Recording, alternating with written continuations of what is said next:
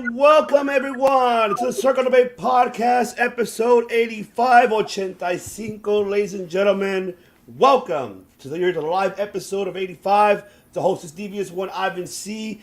Here with my hermanos, my brothers in arms, my blood brothers. The final four horsemen are back in action. All four of them here together. And of course, let me go ahead and introduce the man that has 69 reasons because he has 69 answers for you. And will answer your comments as well. 69 ways, I guess you could say that. And he is Mr. 69 himself, Mr. MGC, Matt Poolhole, Matt Callis. I don't know what he's doing there. I have no idea what he's doing. Allen wrenches in camera. Okay. I have no idea. And of course, I have the director, the one and only that directs you all the way to the road to either AEW, either WrestleMania or New Japan, everywhere. He directs you where you need to be because he's the one and only. So he can one, ladies and gentlemen, Chris Kenner, ladies and gentlemen. I'm excited for this episode. What excited. Excited at all? I'm very excited. It's very Ben Stiller or Ben Stein. And of course, I have this gentleman that lives 1,977,000 miles from Winnipeg, Minnesota, Canada, because he is the undisputed, the unmatched, the uncensored, the unrivaled, and the undefeated, and everything, all the above. That is money by God of podcasting. Mike Lopez, ladies and gentlemen. What the fuck, man? Wait, are we live? Yes, we are. Oh, crap. Oh, okay, well, fuck it. I'm uncensored. Let's do this. Episode 85. Can't wait. I have to cover my sloth's ears. No, don't say that word, okay? Oh, my God. Absolutely. Yes, ladies and gentlemen, what a week has been for pro wrestling. A lot of things has been occurring and a lot of news. So let's get into it right now, ladies and gentlemen. Let's start off. But before we actually start off with this recap, very briefly, I want to ask you guys.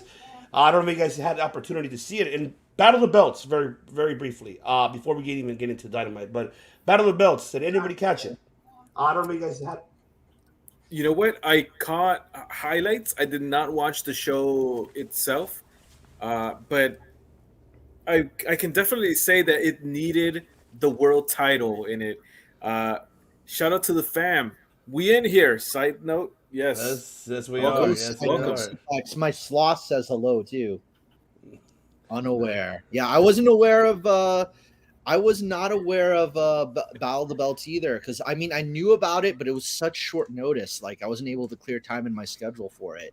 But we are in here. All right. But all I can say is, what about you, director? Did you were able to catch it? Not yet, but I'm going to.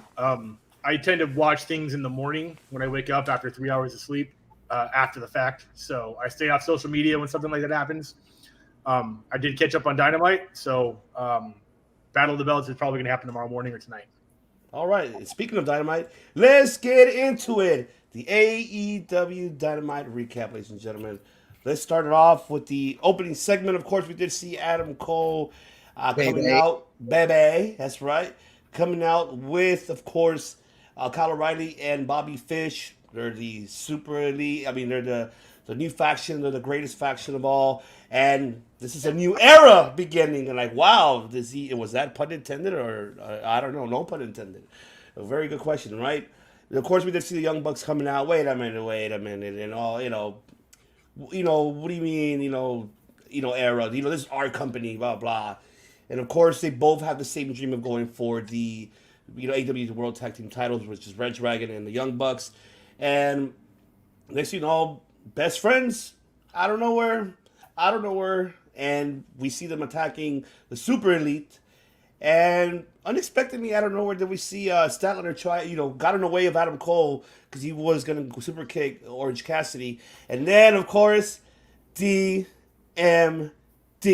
arrived and saved her man and gave the stop to Statlander himself. And the Young Bucks were about to go for their usual traditional kiss in the cheeks, but nope. Britt Baker said, "Nope, this is my man. I'm giving him the kiss." And I guess you could say now everybody knows. I mean, everybody knew behind the scenes, obviously, but now it's not on television now, on national television. So now we are getting, which is next week's Dynamite. We have Britt Baker, Adam Cole versus Orange Cassidy and Chris Statlander. So I'll take it to you, the way director. Your thoughts about the opening segment? I loved it. This was great storytelling. I love Chris Statlander. I love that she came out and stood toe to toe with Adam Cole, baby. Boom. I love that Boom is like #1 on iTunes or some shit like that. Yeah. I think that was the medalist on Spotify. Yeah, it's like high up on the rankings, and I don't know if I like it better or worse than the NXT version of it. It's basically the same song. I just like that he kept the vibes with it. Whatever company Red Dragon, the Undisputed Era are in, they're running that shit. Ring of Honor, they ran that. NXT, they run it. They came over friends of the Young Bucks. You know, maybe they were in the Elite. Maybe they had like-minded goals. Obviously, you can't have two tag teams going for gold and getting along. And we're going to see that separation. And we're basically going to have two heels against each other. I think people are going to be cheering Undisputed Red Dragon, pardon me, over the Young Bucks, because the Young Bucks are definitely douchier. And Red Dragon are just assholes. people kind of tend to take the asshole over the douchebags. There's a difference. There really is. There really is a big difference. I love the mixed tag match implications. I love it. I love it. I know that we're going to see Statlander drop Adam Cole with something. I can't wait to see that. That's going to happen. But I do want to say, in the 38 years that I've been watching pro wrestling, that was and deservedly so, the most realistic, because it was real. This wasn't an act kiss in the history of pro wrestling. That was it. Was, I mean, even when you look at the kisses between, in all due respect, it's probably handed down from Vince, like the Miz and Maurice, Macho and Miss Elizabeth. Those are TV kisses. Those are soap opera kisses. Matt Hardy and Lita. Matt Hardy and Edge under the sheets. No. That was the kiss that they meant that, and I liked seeing that. It really got me in the feels. So Mikoto Zone is open. I loved it. I love that now she's basically a member of Red Dragon. And then she might bring her team of Reba Ralph and Layla Hirsch, not Layla Hirsch, the other one. Jamie Hayter. Jamie Hayter, sorry. Layla Hayter, it's like the same name. So I'd like to see where they fit into this puzzle. That might be a separate thing. But yeah, I chomping at the bit for this mixed tag match, man, because I love it. Can't wait to see how AEW handles it. Mr. 69. So for the kiss, it's basically,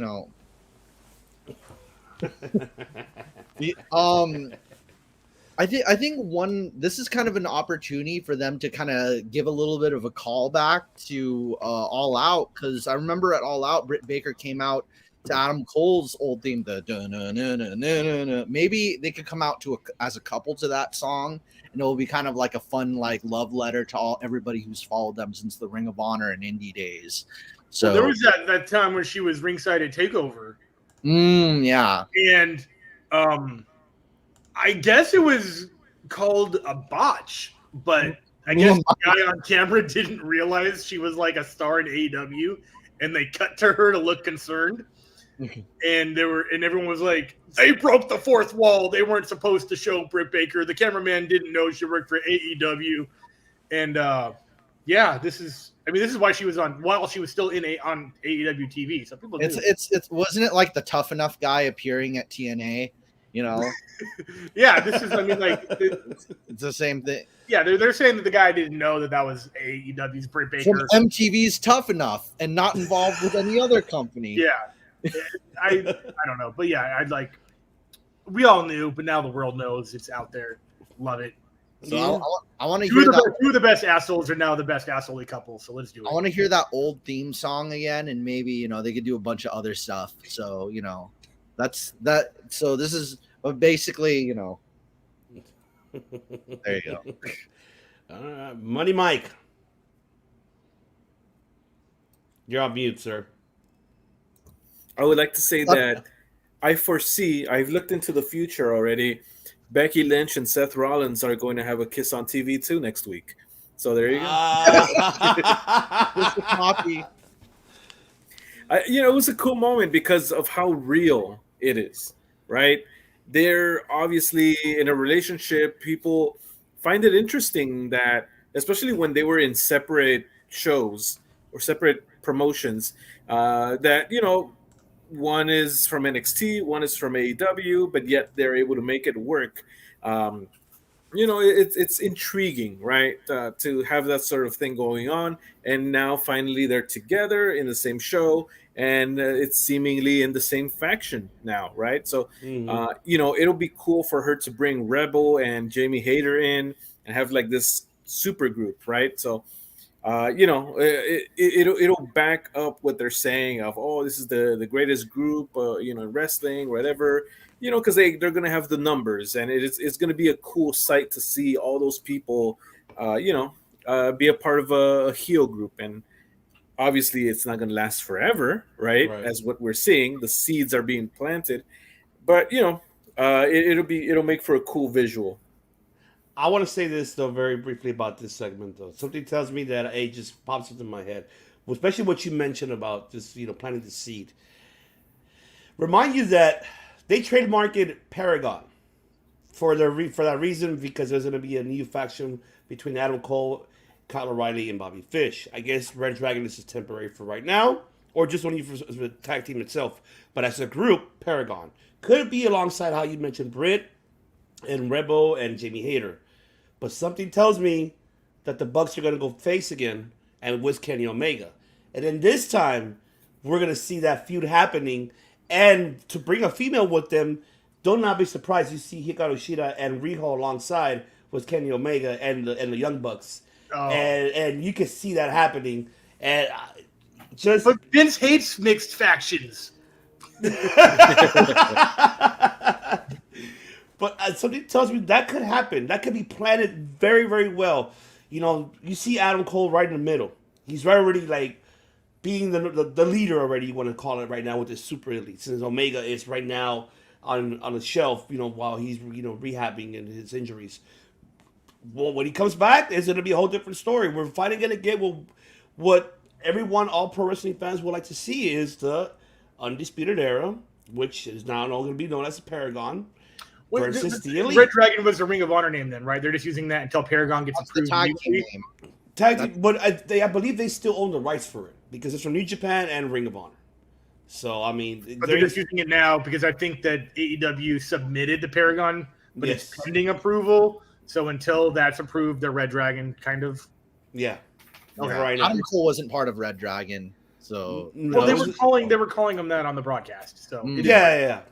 Until further notice, we'll find out when the name Paragon appears on the national TV. So we'll wait and see for that.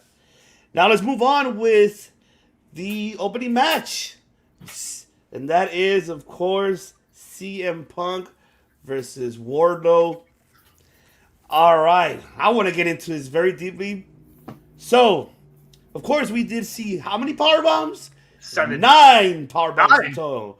Okay. I had to go back and watch it to count the power bombs. Maybe it was 7 legally and then 2 after the match. Wait. Oh, I'm in the wrong section. What's up? Sorry. I mean, I had to click over from private chat to comments to see people jumping in. What's up, Championship on the line? Side note, Suplex. I don't know who Facebook user is. That's a real original name. Yeah. Anyways.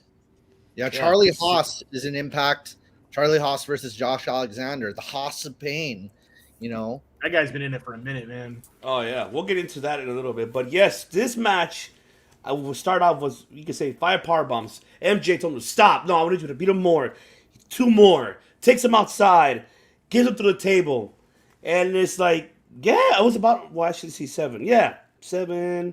Yeah, 9, actually.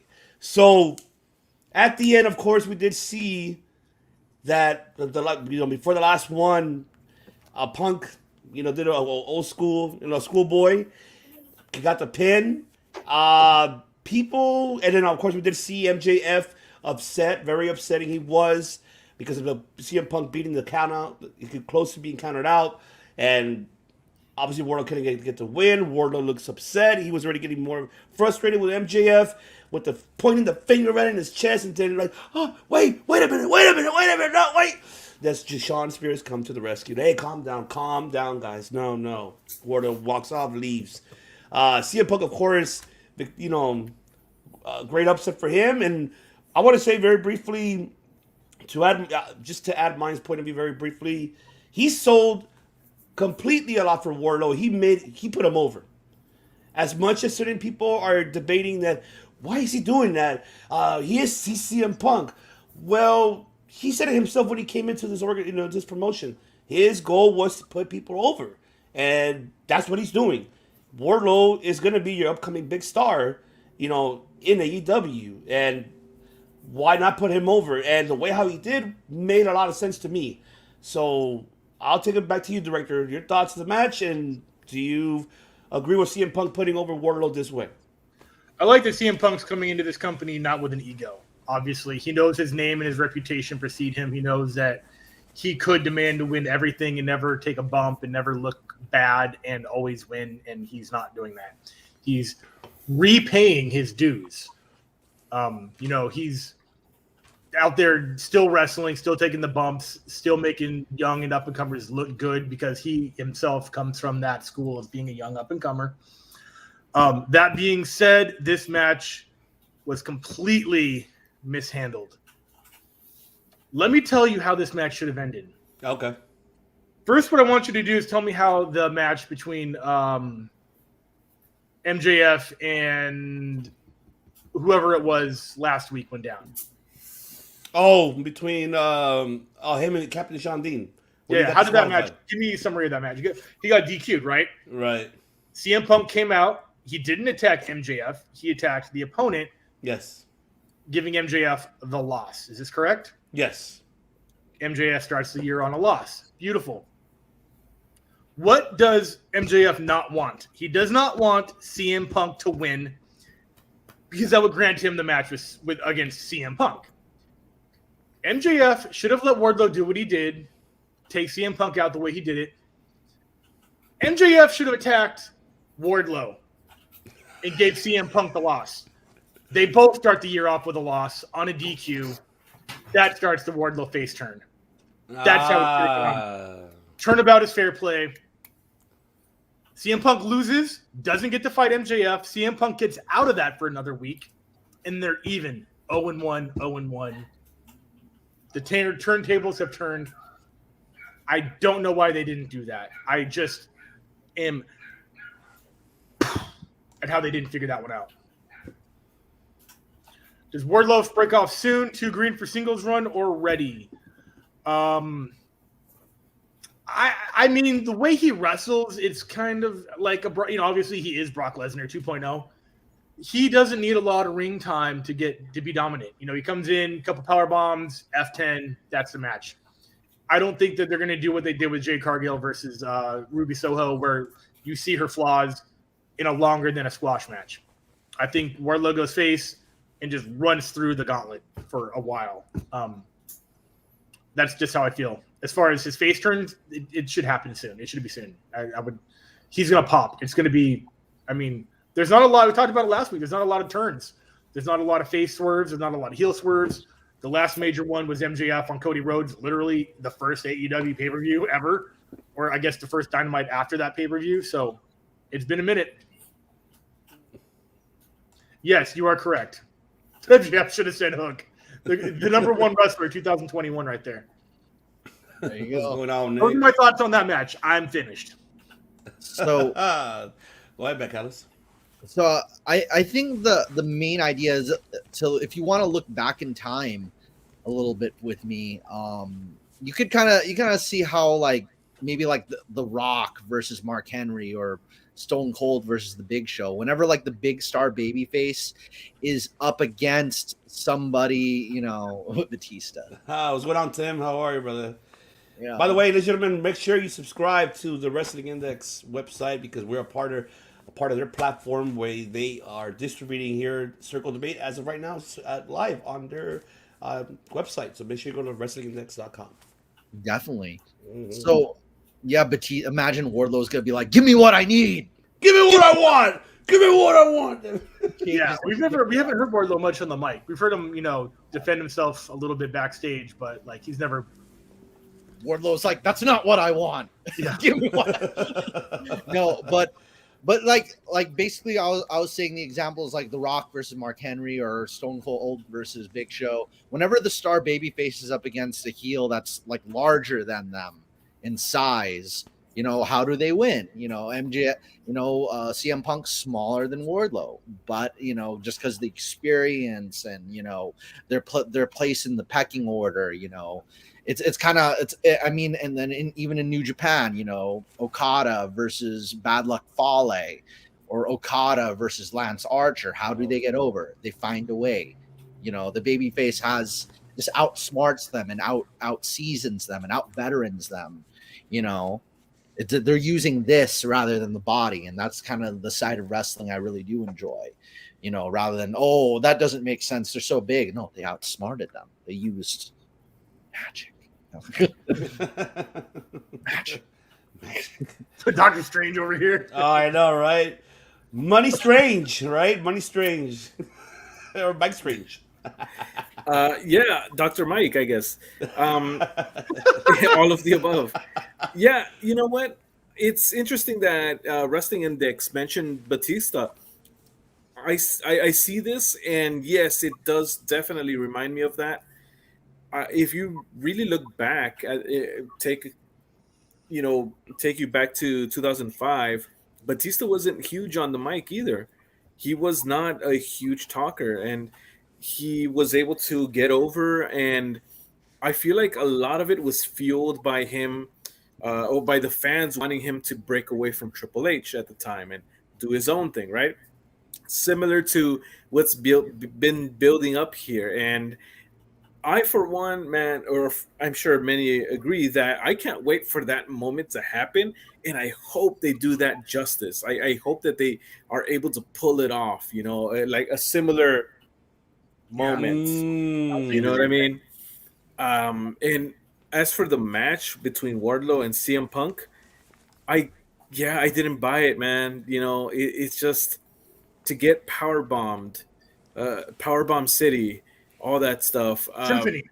Symphony, yes. Which obviously the Brock synonyms are obvious. F10, Suplex City, Powerbomb, Symphony. Like it's there. Not a lot of originality in the character, but I think that's kind of I don't even know if it's supposed to be satirical or serious, but it's definitely obvious. Yeah, it is. I can definitely see it, even from way back when I first saw the F10. Obvious callback to that. Yeah, I didn't like that.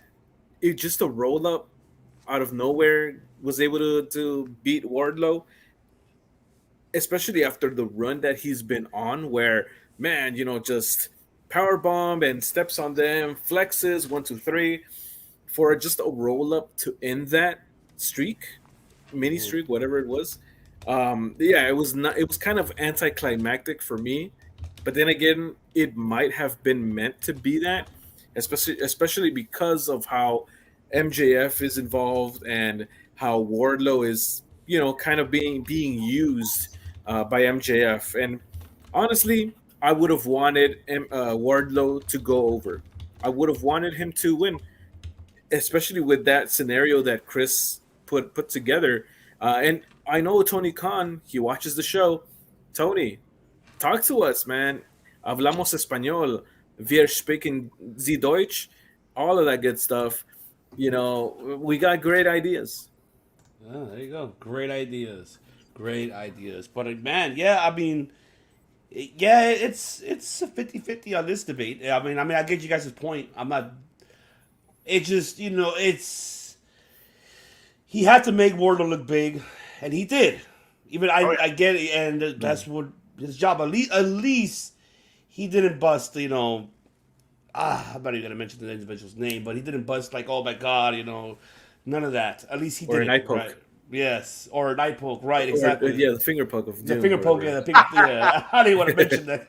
At least he did it right. He's doing what he said what he was gonna do, and he's keeping his word. So I commend him for that.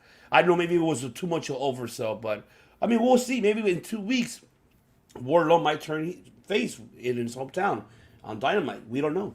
We have to wait and find out.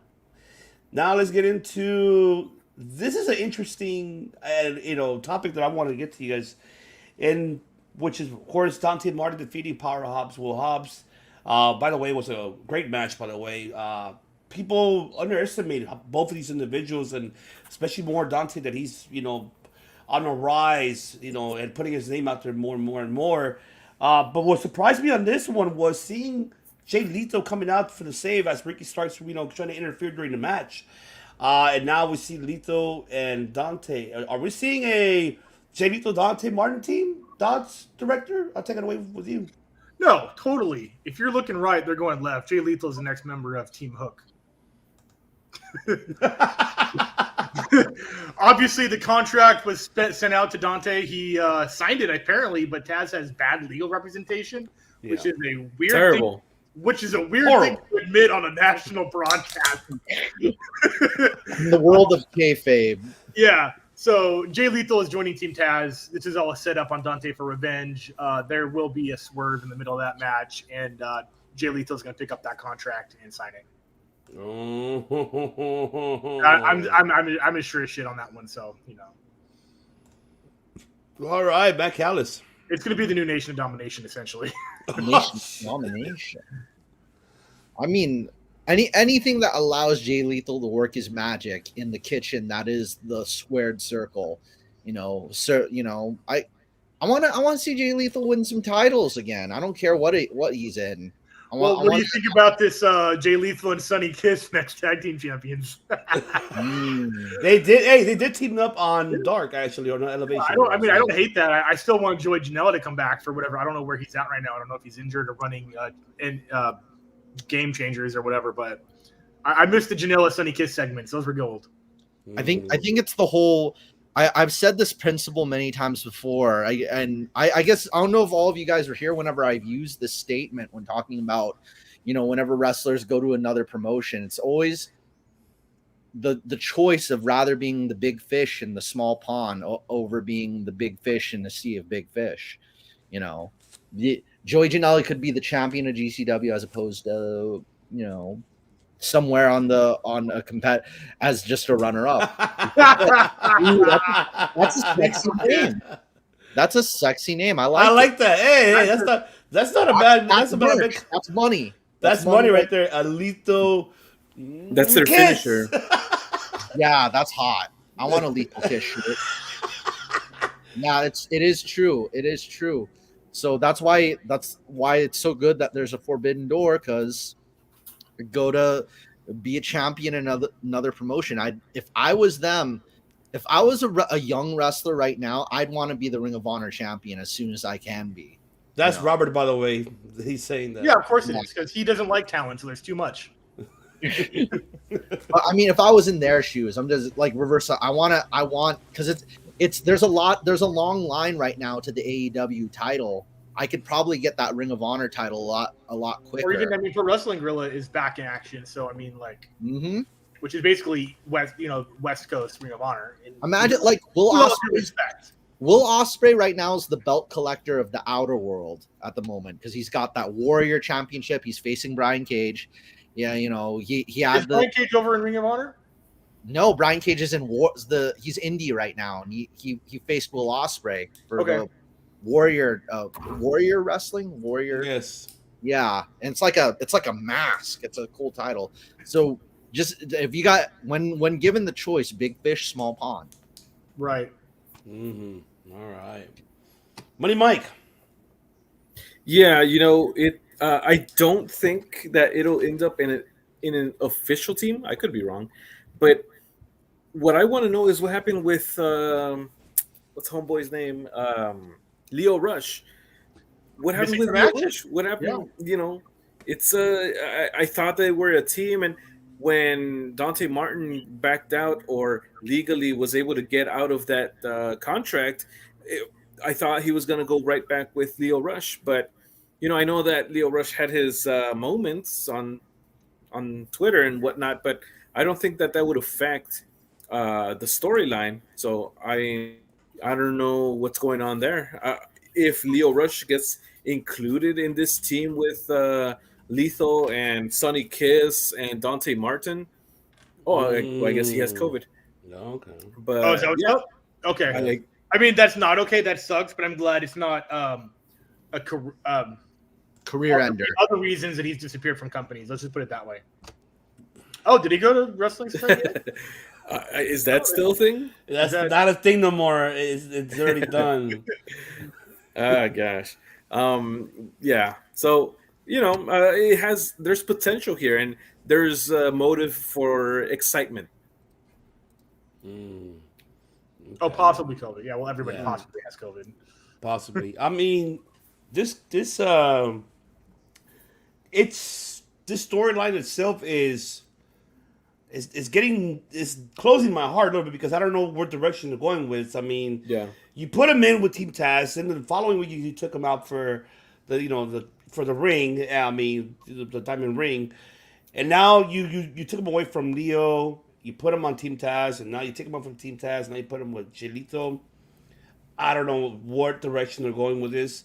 Whoever is creating the storyline or whoever's involved in that creative, they need to do something better because it's not really catching my attention. Don't get me wrong, I love Jay Lethal. I wish he could just continue his singles run. I want to see, damn it, Jay Lethal and Bryan Danielson already. Give me what I want them, and I want to see Jay Lethal and Bryan Danielson already.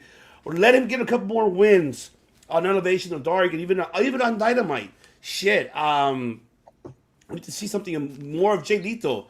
The guy is a veteran, man. We need to see more of him. I just don't want to see a veteran try to teach this kid. Okay, let me teach you the ropes. No. The thing, this storyline.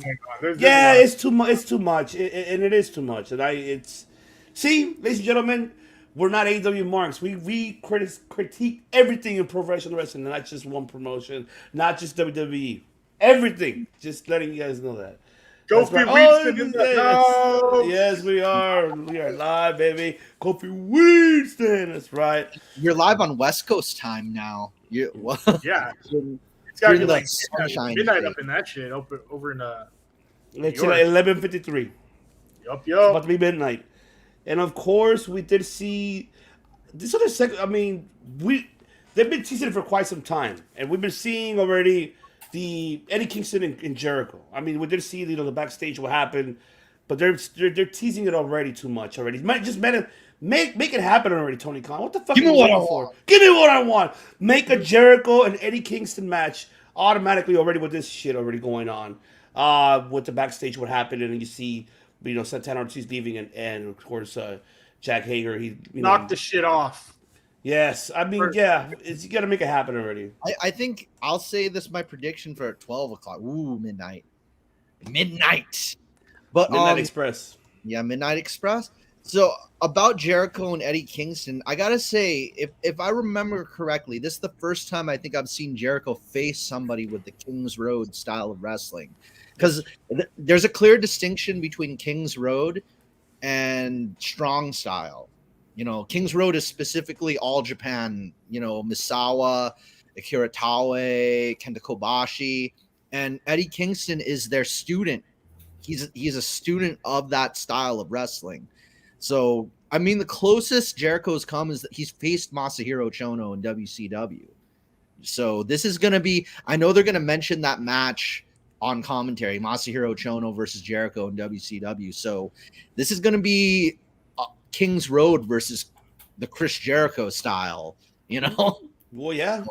It'll be cool. It's like the closest thing you could get to Misawa versus Chris Jericho, because Eddie Kingston uses Misawa's Emerald Flosion finisher. So, I mean, your thoughts, gentlemen, about this segment very briefly, because there's not much to talk about until we get to the main event. It was a quick segment. It's very open-ended.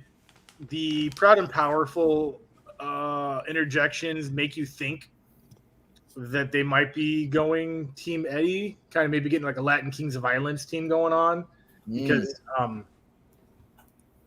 We know that Eddie was running, Death Triangle. I agree 100% of what Devin said. Yes, I definitely agree. I'm a big fan of Eddie Kingston. I'm trying to read. So there's 2 comments going on right here.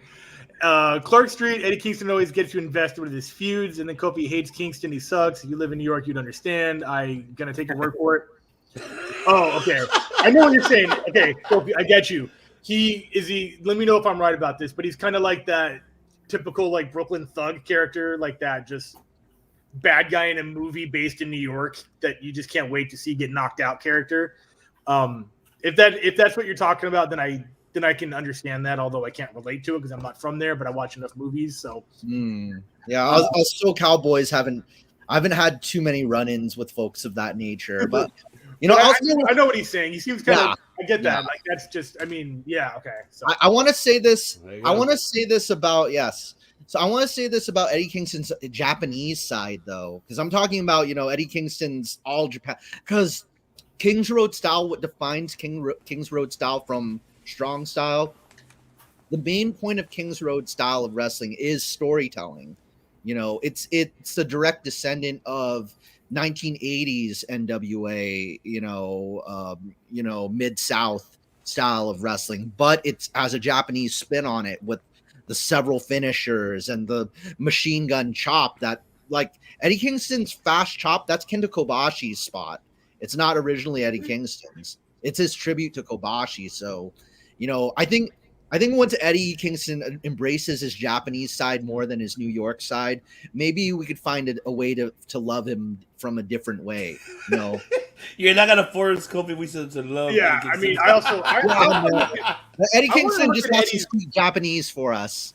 That's it. Eddie Kingston speak Japanese, wear a Shinsengumi outfit and a katana, and grow your hair out. No more of this thug stuff. I mean, he has to have a losing record. Like, Eddie Kingston hasn't really won a match that I can think of off the top of my head, but I can name like 5 losses. I think he does kind of end up beating Jericho, and I don't know if that's up to whether or not Proud and Powerful helps him with that. So I don't hate him the way Kofi does, obviously. I like that he shoots on the mic. He's good. He's articulate. But yeah, he does kind of remind me. All right, I'm done. We can't defend it anymore. Kofi, you got it, man. You can't defend him anymore. It is what it is. He's done. He's done. He's done. Money Mike, your thoughts briefly on this segment? It's keeping me intrigued because, we don't see Jericho feud with these sort of wrestlers, right? His last feud was with the American Top Team, and then with MJF before that. Totally different here with Eddie Kingston. I don't mind Kingston. I don't hate him.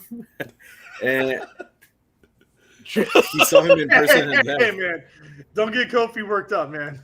No, not at all. At this point, I feel like it's gotten to the point where I want it to be physical.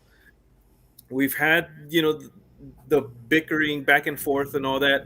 I wanted for something to happen now where you got to start throwing punches at each other. It's wrestling, not ballet, as they say. Get to it, guys. I want to see this match. Mm-hmm. Yeah, I think it's about that time. Anything needs to happen. So, and then we got the other brief segment. Of course, I mean, there's not much to It's we talked about it earlier. Of course, MJF come out. You want to see the match? You want me to make the match? You want me to say? Well, there you go, MJF CM Punk versus Sean Spears next week. I mean, it's down the line, and we already know. But I really yes. Yeah, I called. Oh no, we're about to get. I said there was going to be a Trials of Jericho thing for CM Punk. No. I'm with you on that. It was a Trials of Jericho. Yeah, he's going to go through. He's going to go through both members of FTR too, because they're really going to hold it over until was it Double or Nothing or Revolution next?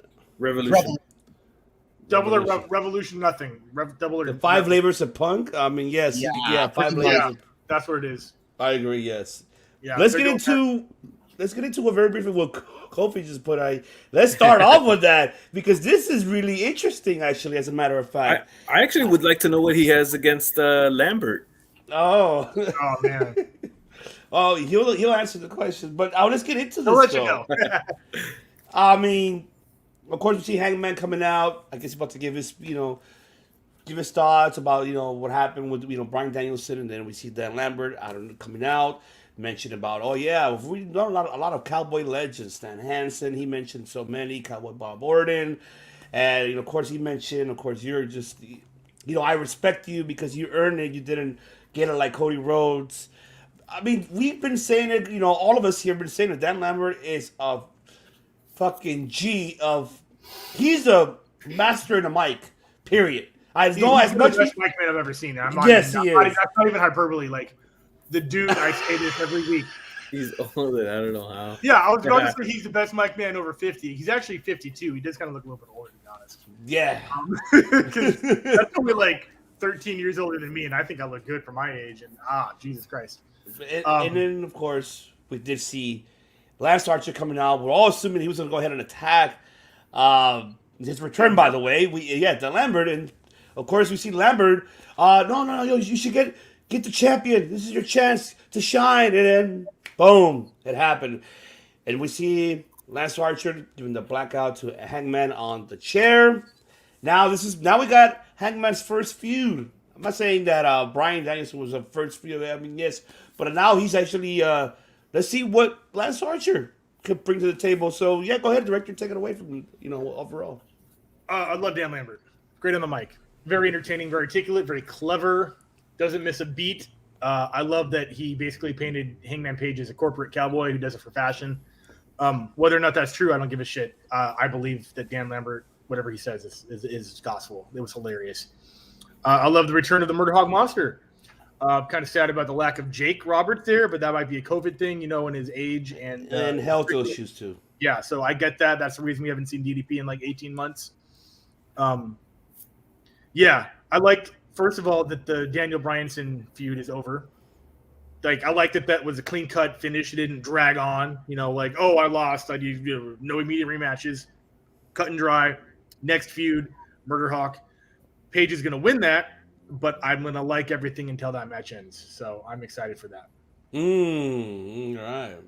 Mike Ellis. So one thing I got to say about Dan Lambert, whenever he's getting hurt or in a match, I remember during the match, the street fight, he was making noises like people were giving him some kind of exam, if you know what I mean. He was like, Dan Lambert was like, like what the heck was? It's like he's like excited, like he's gonna get a peep show or something. I don't know. Oh, exactly. I don't know what that sounds like. Yeah, exactly. That's what he sounds so. He sounds like something else. But I'm a big Lance Archer fan. We saw him at Resurgence, New Japan Resurgence. He has his history with. I'll connect it. He was a former Pro Wrestling Noah champion with Davey Boy Smith Jr. Killer Elite Squad. So I want to.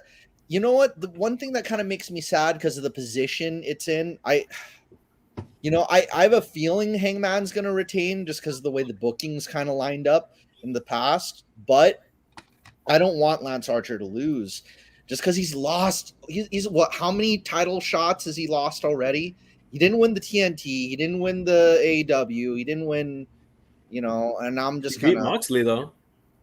Yeah, he did win the IWGP US title for a New Japan title, but sadly not in AEW. He hasn't won AEW gold yet, and I'm still.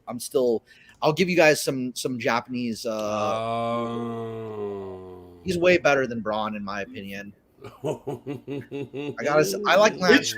Which version of the Braun Strowman treatment are we talking about? Are we talking about before he was punished or after? So I'll give you guys a quick Japanese slang. Baon, that means big sad. Aww. Exactly. That's why if I'd rather have them put somebody else in Lance's position right now in that, the heel challenging the champion spot because he's already lost. Answer the question then. Who would you want instead of Lance Archer?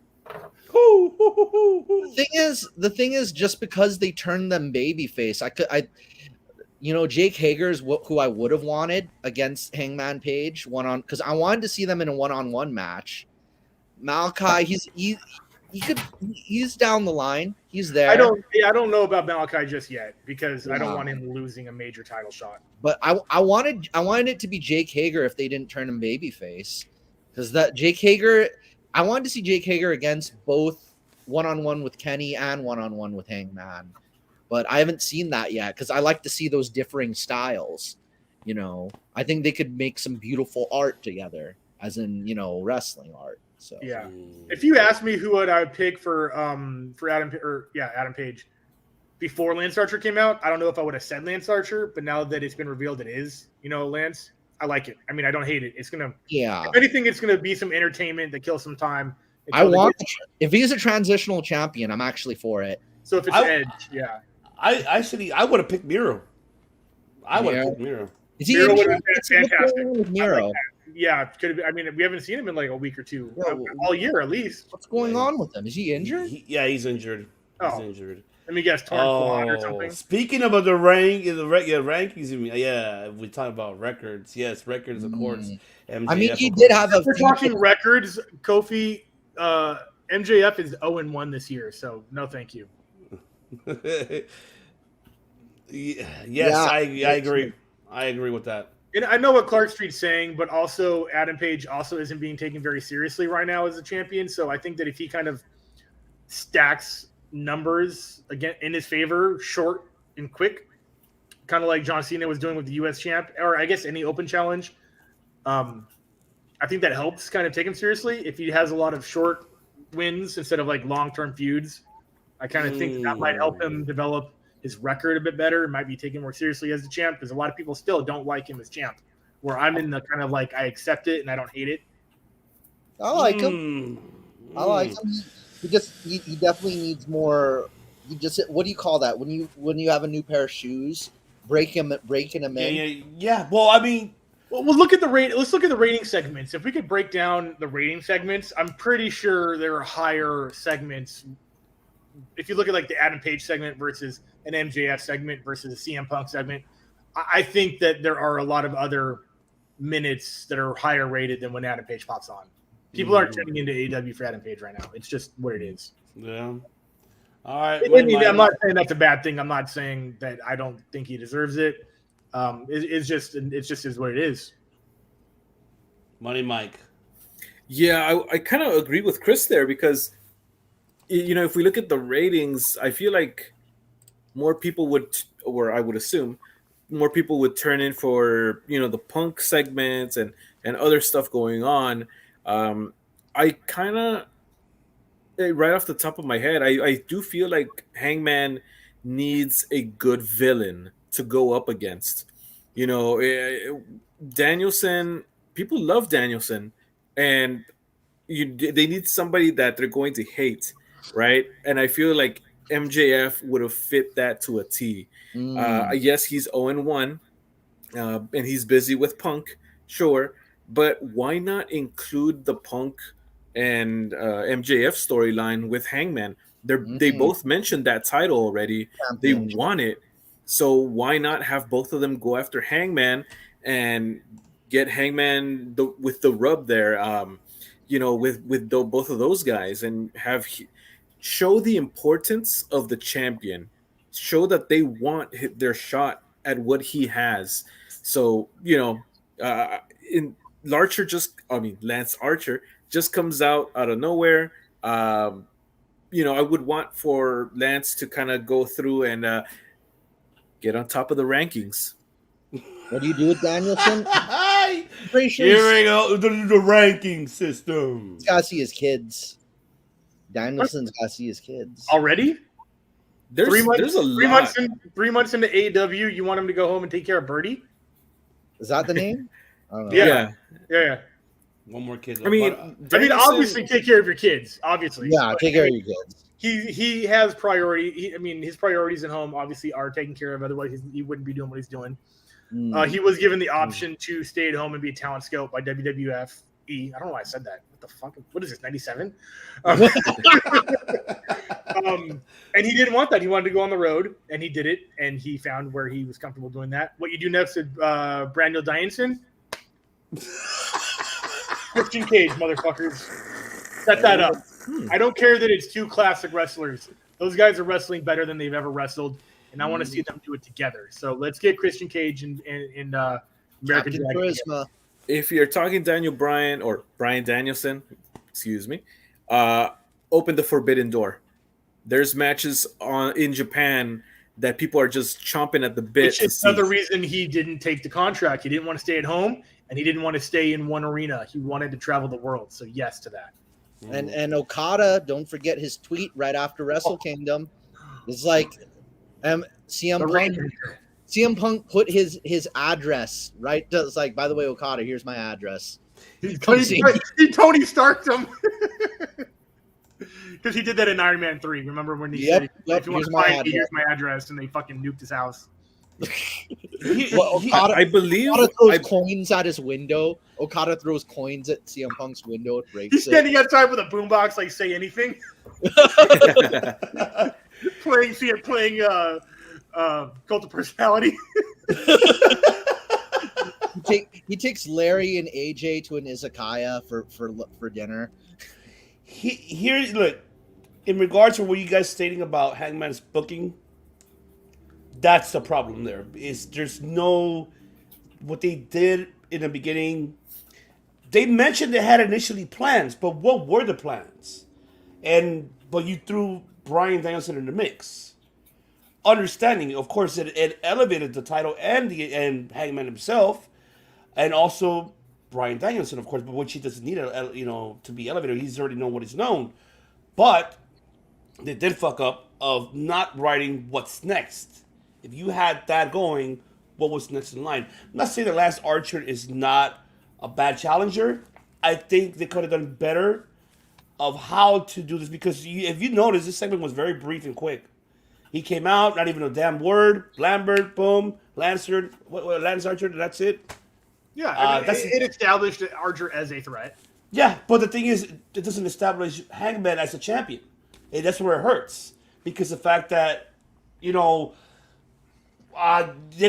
have to make it more. How can I say more creative of him having Lance to really come out and really, really challenge him. Like this way was okay, but it was just everything happened so quick, in my opinion. But that's to your point. That's the Hangman Page character. He is the underdog champion. He's going to be constantly have the Dax stacked against him. I don't know why the Dax stacked. Yeah, stacked against him. Yeah. FTR. It's going to be an uphill battle always. Shit rolls downhill, and Adam Page has to keep climbing. Just because he has the belt doesn't mean it's going to be easy wins all the time. No, agreed with that. I think this establishes Adam Page is always going to be the underdog champion. I think that's what it's going to be. I think that if you were to be putting bets down on every Adam Page match, the money will always be on the challenger, and that's kind of the character. To your point, Ivan, I think that the way that, for example, the MJF and CM Punk feud started, CM Punk just came out, didn't say anything, and no blows were thrown, right? It's possible to start a rivalry in that way also. So why have people look at your champion thrown on the floor, taken out, I guess by surprise, maybe? I don't know. Yeah, it could have been booked differently. That's the only issue they have. I want Miro more than Archer. That would be. I think Miro would have fit better more, in my opinion. But I think that these 2-week challenges for Hangman Page, it's okay to put Archer in there. I don't see this lasting long. I don't see Miro week. I think it would have been a better challenge. Week? No, we don't even know yet. Until next week, we'll find out what happens. Okay, so if Hangman Page just keeps not running through, but being challenged every 2 weeks by somebody new, I like that. And Archer is just a brief name on the list. That's cool with me. All right. And Archer could kind of continue like fighting in other promotions. Yeah. Like if this was like a 2-month fucking program, I wouldn't maybe be into it. But yeah, if these are quick segments, one and done, it's totally cool. Yeah, it's cool with that. I want to move on now with this one that really pisses me off. I don't know how you guys feel about it. Yes, Which means I like it. which is the women's booking again, which has always been an issue that I always fight for.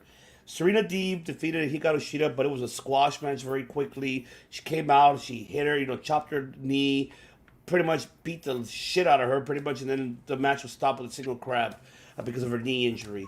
But I noticed one thing, director, you should be paying attention to, which is, of course, we're seeing the next setup feud for Serena Deeb, that she's going to be going through 3 of the girls that we're seeing. She's already announced her and Sky Blue next week. That's 1 down, 1 more to go, and that's going to be Anna Jay is the next one. The last one is going to be Tay Conti. So I see already a Tay Conti and Serena Deeb feud coming, because they came out right at the aftermath.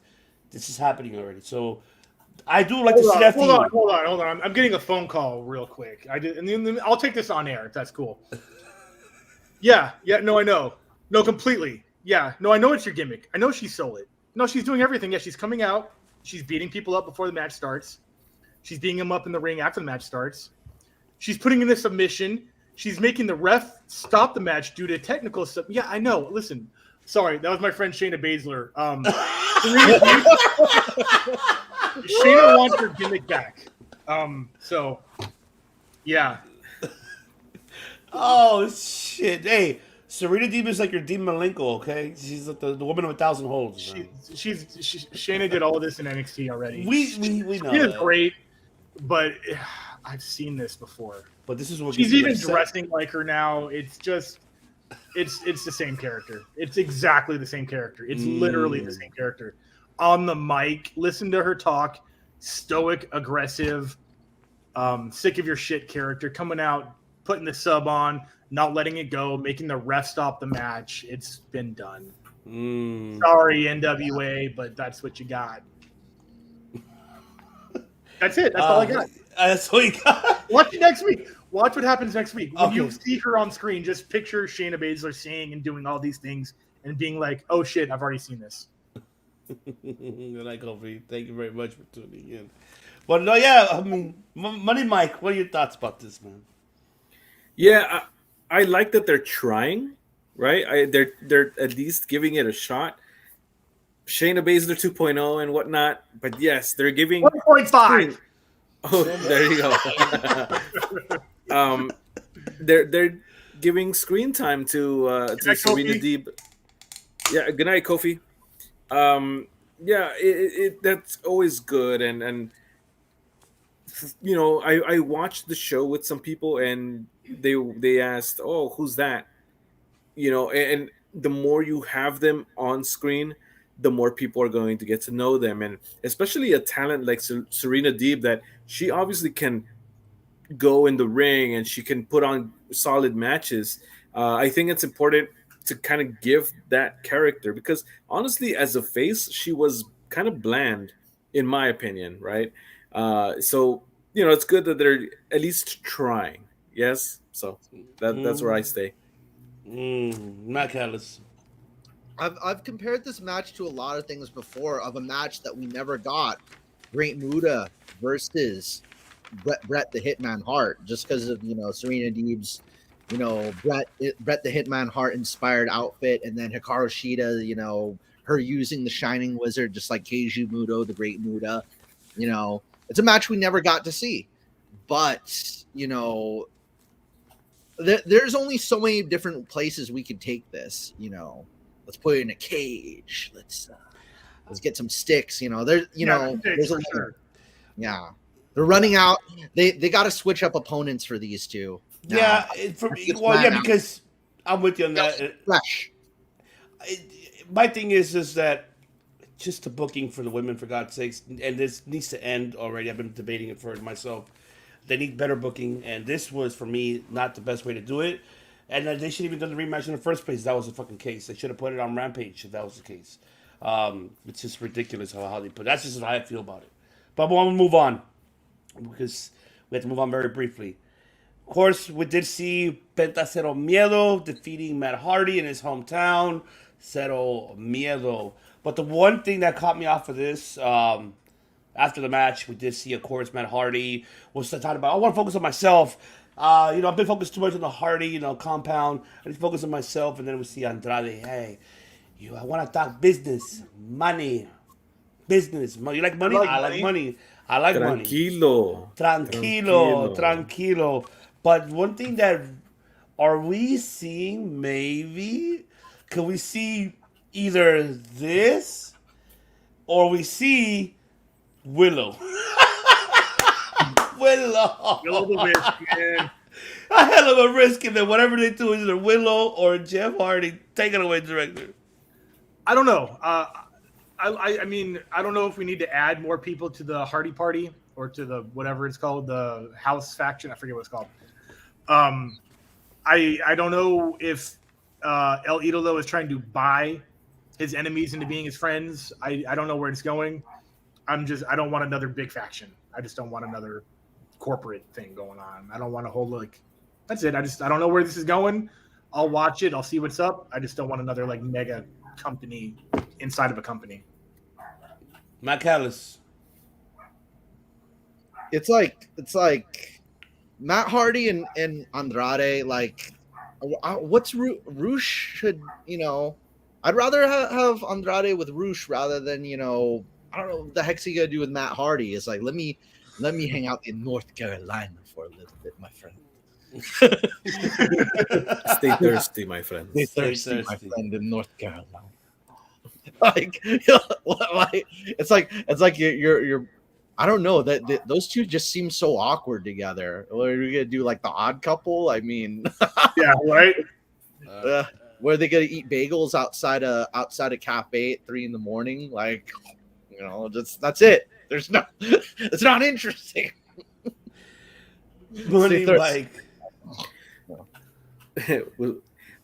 There's times where these backstage segments happen, and we got one wrestler talking, and then someone else that you'd never thought would come out and speak to this person. They have an encounter there, and there's times where it's exciting. It's like, whoa, what? This person is interacting with him, and there's going to be a team up possibly, and all these possibilities of what could happen. None of that happened right here for me. It was not, or them, or that could happen. They agree. So yeah, I did not. Jalapeno, pickle, Mania. Live TV. Live TV.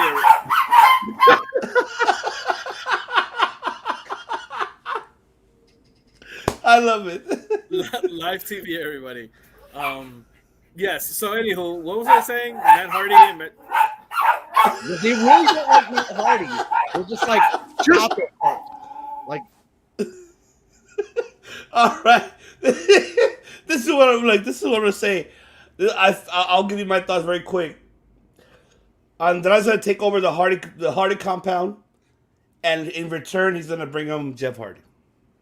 That's why I feel that could happen. Now that things have calmed down here, I like that idea. I like that idea. Definitely. It would mean a Matt Hardy face turn and Team Extreme. Yeah, they call they own the rights to their names. They could be called Do the they Hardy really? Boys. Yeah. Wait, Team Extreme or the Hardy Boys? The Hardy Boys. That's their last name. So yeah, but the BOYZ part. I mean, I don't think you can copyright that. No, they own it. They have rights to it. That's good. So I mean, we can see that. And now on top of this, I want to add, we finally get to see it, and I said it. I said it last week. In the yes, you were there. You were there. You weren't there, but you were there. I said it. They didn't debut him yet until that day it happened. That works. Let's see. Yes. I'm trying to see if I can do like the Malachi Black eye with my own tattoo, but I don't know how to do that. He laughed when he was after. He literally laughed of him getting jumped by, Penta, because Penta called him out after the match, and of course Malachi came out, and he wants to rip off Penta's mask. Varsity Blondes came out, and then the lights went on again, and finally he made his debut. Brody fucking King made his debut on AEW. The House of Black are now here from PWG. Your PWG World Tag Team Champions. Tag Team Champions, which is amazing. Yes. Are now together as a faction. And I said it, director. What did I tell you? But now, I'm going to add this one too. I said the lights too. Go back and watch. We both said it. We said the lights were going to happen. The lights last week were not for Malachi. They were for Brody. Mm-hmm. I think that was a pretty, we're not like fucking geniuses on that. That was a pretty obvious thing that was going to happen. We just didn't know when. But here's a catch to it. To add the follow, on top of that, the Pac segment. I can see clearly now, right? The rain is gone. Yes. Are we seeing Pac turning heel, joining the House of Black faction, or does he team up with Penta? I don't know why he would do House of Black, because they're the ones that took him out, right? Yeah, but do you think he's one of those things where they poisoned him and they corrupted him? That's what I'm saying. Yeah, I can see that's now. what it looks like. Yeah. Yeah, that would be cool. I don't hate that, but again, all elite factions. Why are they doing this? All right. Give us that title so that we at least have a reason to fight 3-on-3s all the time. 6-man tag, women's tag. Come on. Like, all right. It's cool, but I would I don't hate it. I don't love it. I like tag teams and I like factions, but this is a fucking overkill, man. Yeah. There you go. Matt Callis. Yeah, like I said, women's tag. It's gonna be like a pop-up power slam into a black mass into a black arrow. Oh shit! It's called the Black Arrow. It is called the Black Arrow. Holy shit! Right? He changed his name, so that could be the move. Black Arrow, Black Mass, the Gonzo Bomb. My God, I hope he did. I hope Brody King still has the same finisher till now. I really hope it's still the Gonzo Bomb, because it's like a power bomb into a pile driver. Yes. Yeah. Pick you up, knock you. It's so cool, and I hope they AEW's not they haven't banned AEW's never banned moves at this point, right? No, because they do pile drivers. They do. Last week or maybe the week before, we saw a bunch of Death Valley drivers, Spicoli drivers. So which is a banned move outside of, at least on WWE. So yeah, so I'm happy we get to see the Gonzo Bomb. We saw cattle mutilation. They made him change the name, and and if Shinsuke Nakamura ever appears in the future, we could see it could be called the Bumaye again, because in that it means kill them in like Congolese or that language, but they made it the Kinshasa. So I'm happy both moves could come back and names could come back.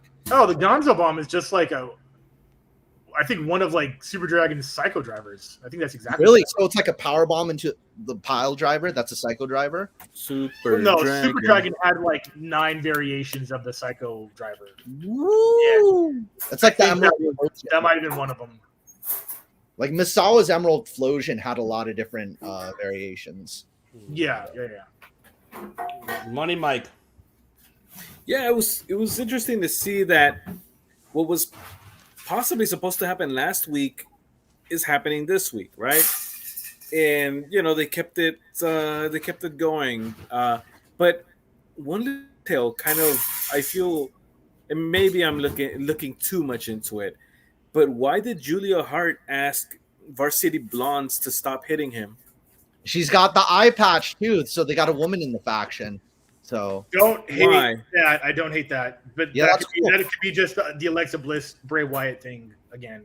Maybe the corruption. She comes out all goth that black. It should have been Abaddon. It should have been Abaddon with that. Yes, it should have been Abaddon for sure. You could have 2 women, Julia Hart with the eye patch and Abaddon together. I like Abaddon a lot. Very interesting character. Very. She is the part. Very generic, but very interesting. Mm-hmm. Zombie. I mean, In your head. but do you see Pac, joining though? Yes. Yeah, I see it. I can see it. He sees clearly now. He The sees rain the is right gone. way. He sees All the House obstacles. of Black. He sees no obstacles in his way. Of course, the main event of the evening for that was Sammy Guevara defending the TNT Interim Championship versus Daniel Garcia. Daniel Garcia's first title, challenge in AEW.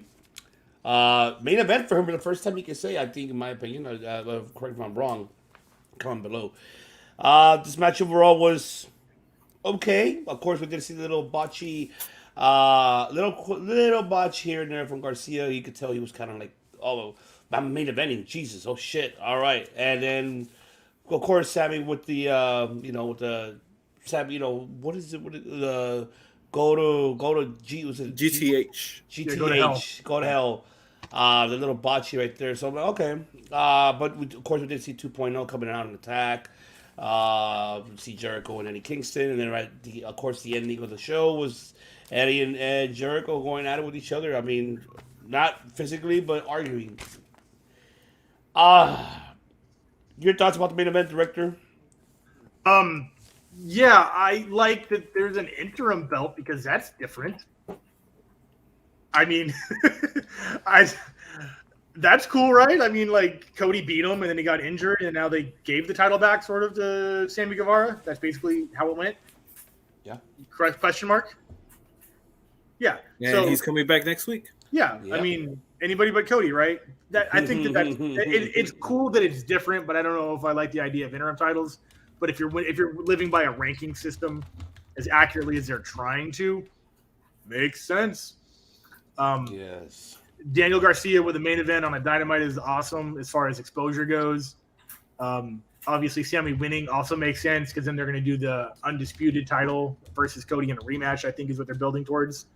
I love Sammy, man. Like, I think sometimes maybe he's a little too fast for his own good and gets his feet ahead of his speed, and he kind of does botch a little bit here and there. But that's just because he's just so amped up, like 24/7. He's like Leo Rush, man. That guy just goes. Doesn't have any speed but full blast. But I mean, nobody snuggles. Just strap yourself in and feel the G's. Yeah, max power. That's pretty much my thoughts on it. Like, it was decent enough main event. I'd like to see the ratings broken down by segments, and I can't wait to see Sammy unify and retain back the Dynamite title because I don't like Cody with it unless he goes full heel. Anybody but Cody. There you go. Hashtag, ladies and gentlemen. Anybody but Cody. Matt Callis. It's like still remember when they discovered Sammy Guevara. It's like when you mention his speed and everything, he was just running from one end of the ring of the other in that 4-way match, in NWA 70. So and that's when Jericho and Cody says we need this guy. So Sammy's kind of showing more sides of him. So I kind of see where it's going to that. Where I agree with Chris. I think it's headed there as well. The undisputed and once Cody comes back, everything's gonna kind of go to a certain status quo wherever it heads. Cody's gonna come out dressed like a monkey or something. I don't know. Okay. Cody's got something to change everybody's minds. He's gonna be like, "I'm crazy, Cody." He's gonna bring back he's gonna go full American Dream. He's gonna be he's gonna bring Stardust. back. Yeah, he'll bring back Stardust. He's gonna be like, or whatever it was, whatever the fuck.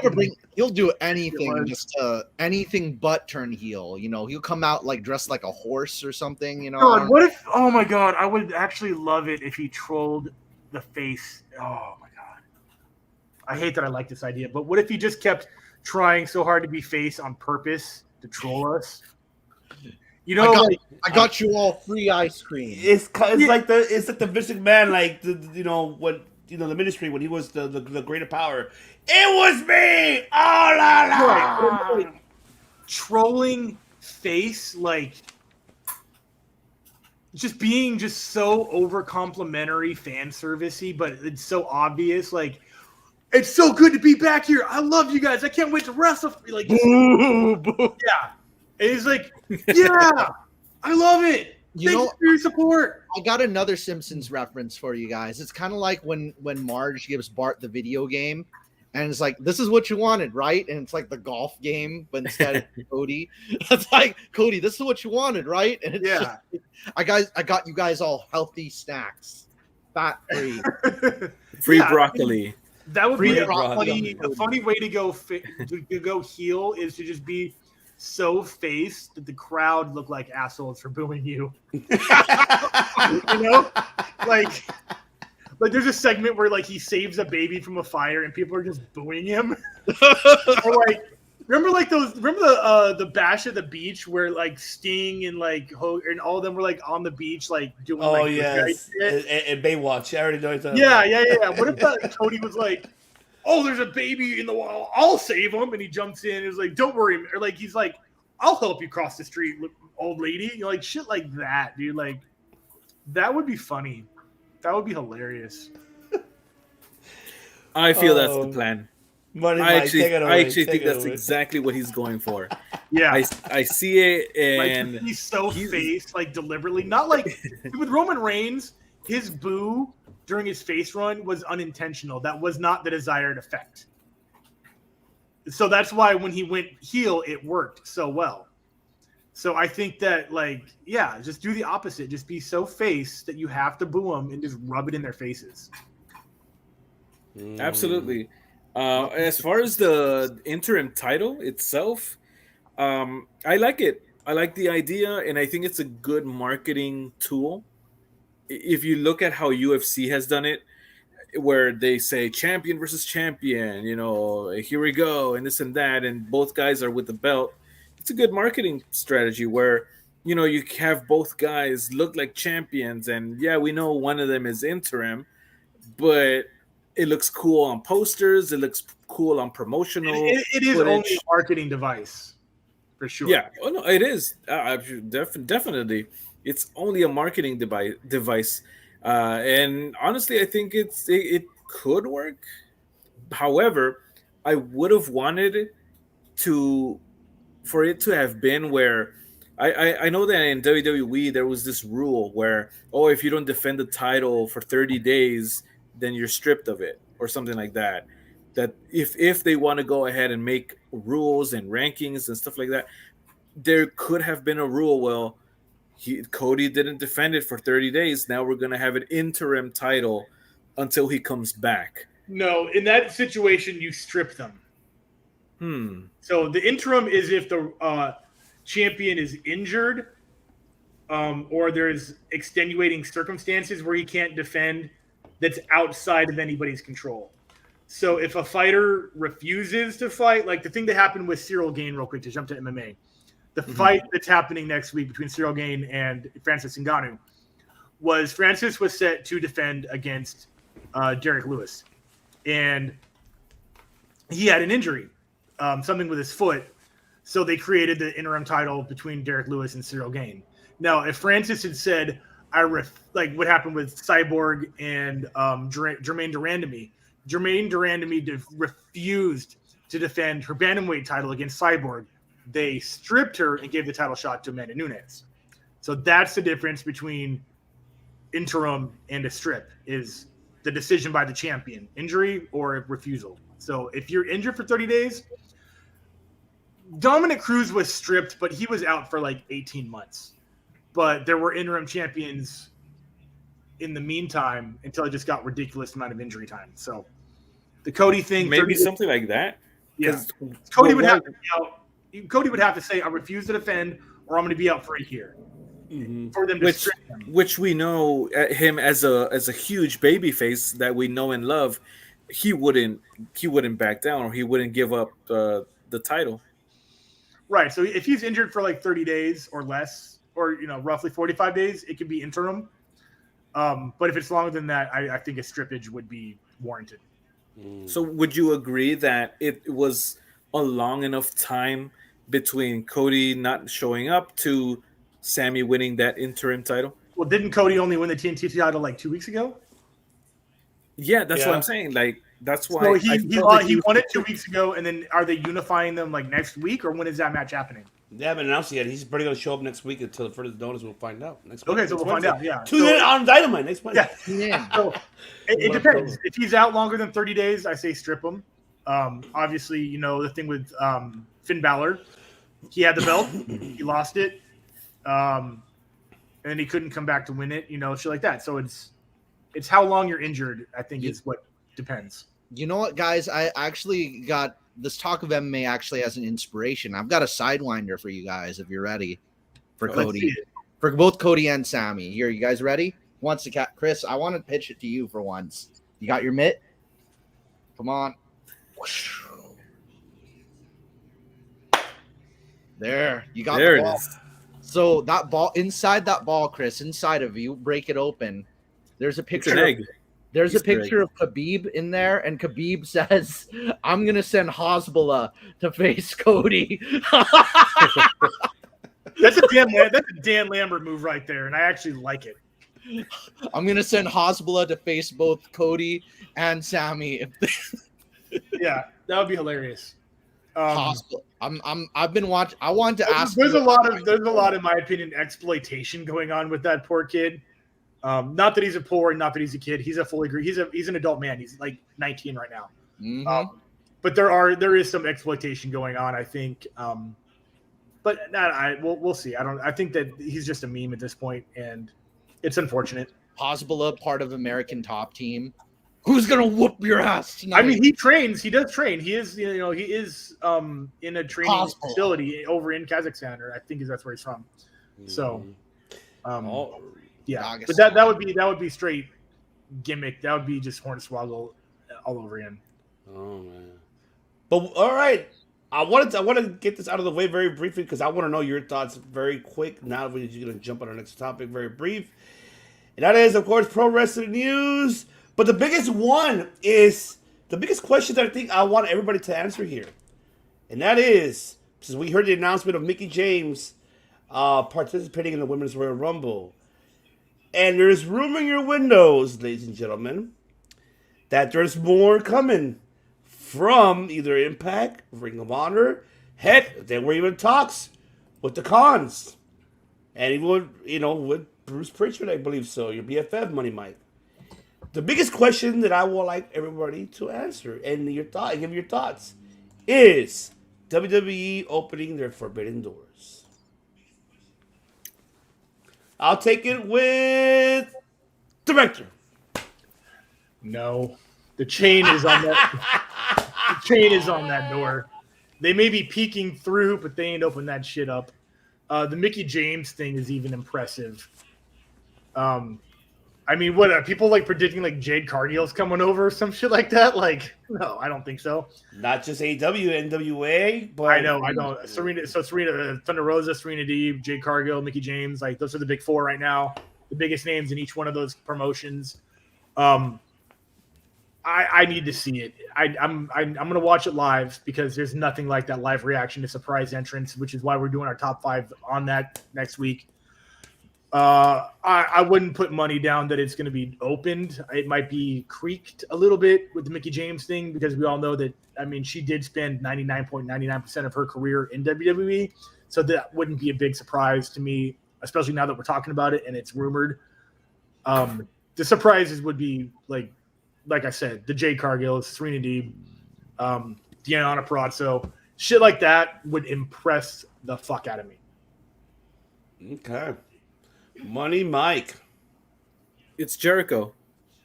It's It's obvious. In the women's or in the men's? In both. Nah. I mean, if Nia Jax can do both, Do you think that's for real is going to happen or no? If I was a betting man, I would go ahead. Jericho did say, or they did say something. Vince said something like, "Fuck that guy, he's never working for us again." But then also, Austin went on Talk as Jericho, or Jericho went on Broken Skull. Yeah. So we'll see. That would also impress me. Like I said, even though it's been 99% of his career was in WWE, he also did kind of jump ship quick, and Vince was very offended by that. So I don't think they do have a choice, but they could bring the gobbledygooker back and all that to fill in another spot or Gilbert, but Oh no! I feel like they want people to think that the Forbidden Door is open. They want, Yeah, that's what they want you to think. yeah, them actually saying Impact Knockouts champion or whatever, Mickey James. That's a little something there, but I feel like it's gonna go as far as that. I don't think that they'll let her, although I've heard otherwise. I don't think that they'll let her come out with the belt at the Rumble. Or if she does, she's gonna come out, take it off, put it aside, and then run to the ring. I don't think that they're gonna really open that door, and it's only for the Rumble. I don't think it's gonna go beyond that. And honestly, I wouldn't want it to go beyond that. I like the Forbidden Door not including WWE. Oh, that's fucked up. Why? Is it though? Is it? I mean, What? I'll get to my point. Just is go it ahead. fucked up that I don't want It WWE is to win? fucked up. Why would you? Why would Why you would I say that? I'll tell you exactly why I would say that, because I feel that WWE would not compromise. I feel like they would want it their way, and that's that. And at least that's the kind of impression I've gotten from them for all these years. It is And- Vince McMahon. Yeah, I feel like that's just I guess just Vince McMahon's way of doing things.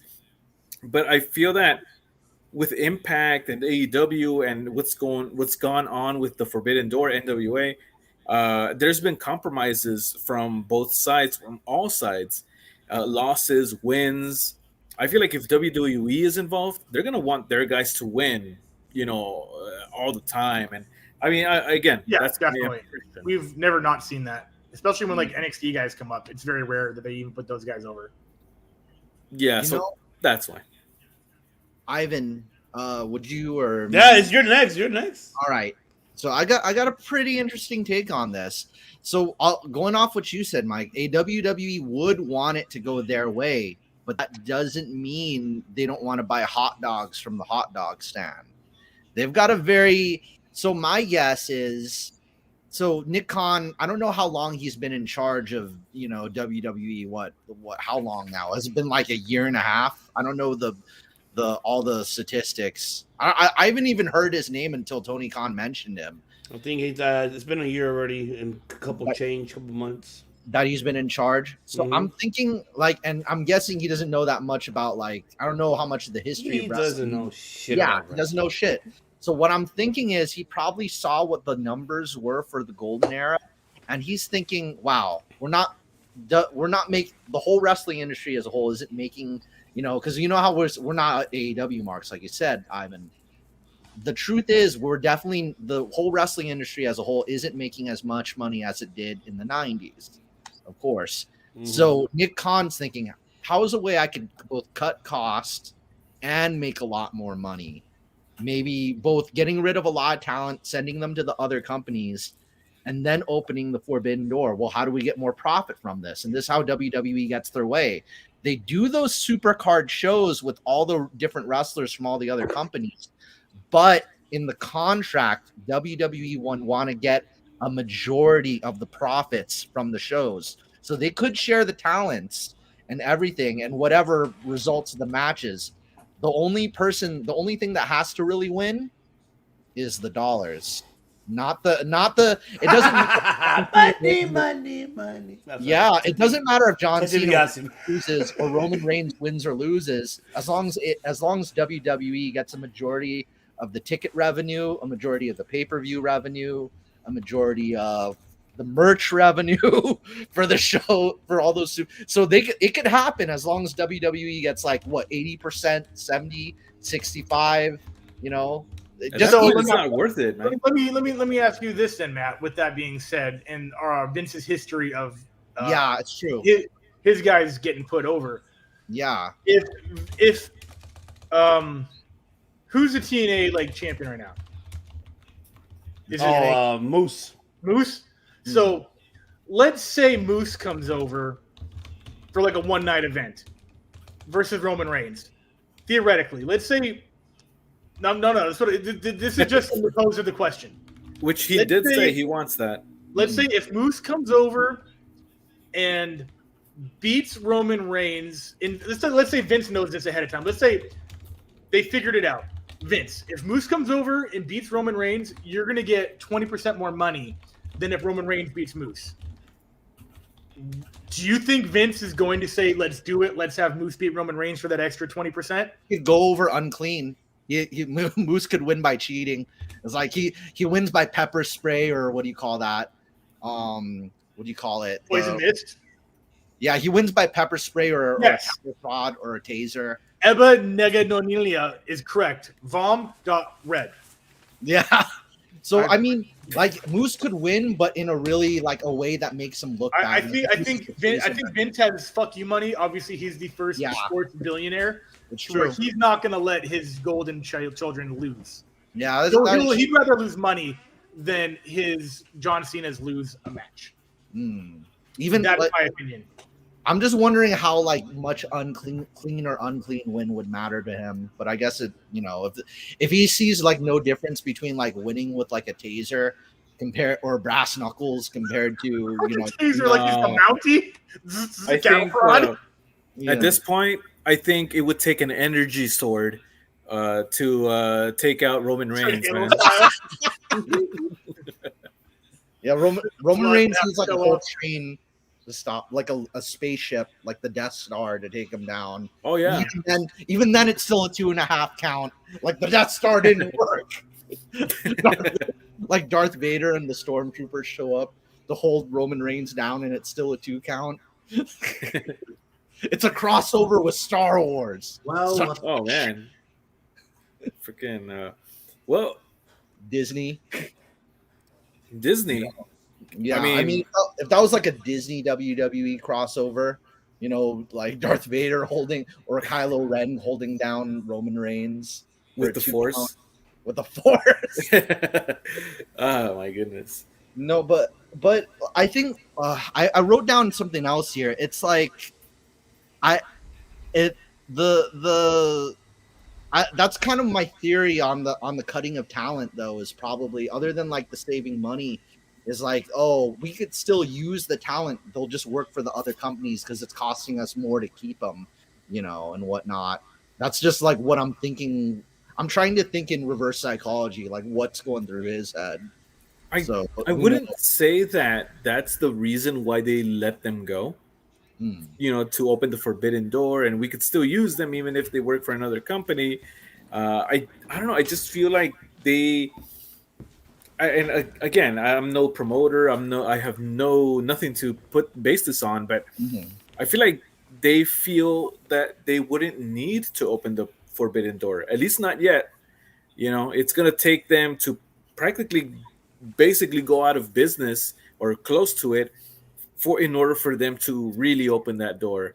I think what Vince needs to realize is that if he opens that door, there's going to be a bidding war on people that AEW will finally have to compete with on that front. It would be a whole new battlefront for AEW if that door is open. And so Tony Khan's sitting there going like, shit, there's a free agent Vince might be looking for one night, but we want him. So, like Moose, for example, Tony Khan could send him a contract and Vince could just beat that contract or match it or whatever. So it would be great to have Vince play on that field. He's just not going to do it, I think. I mean, if it won't happen now, we might have to wait 2 more decades. we have no idea. We'll have to wait on or that. 3. Well, maybe 4. You never know. 4 decades. You never know. You never know what Vince McMahon. Vince, Robot Vince. But we will find out at the Royal Rumble what will happen in the aftermath. I think it's only a one-time thing.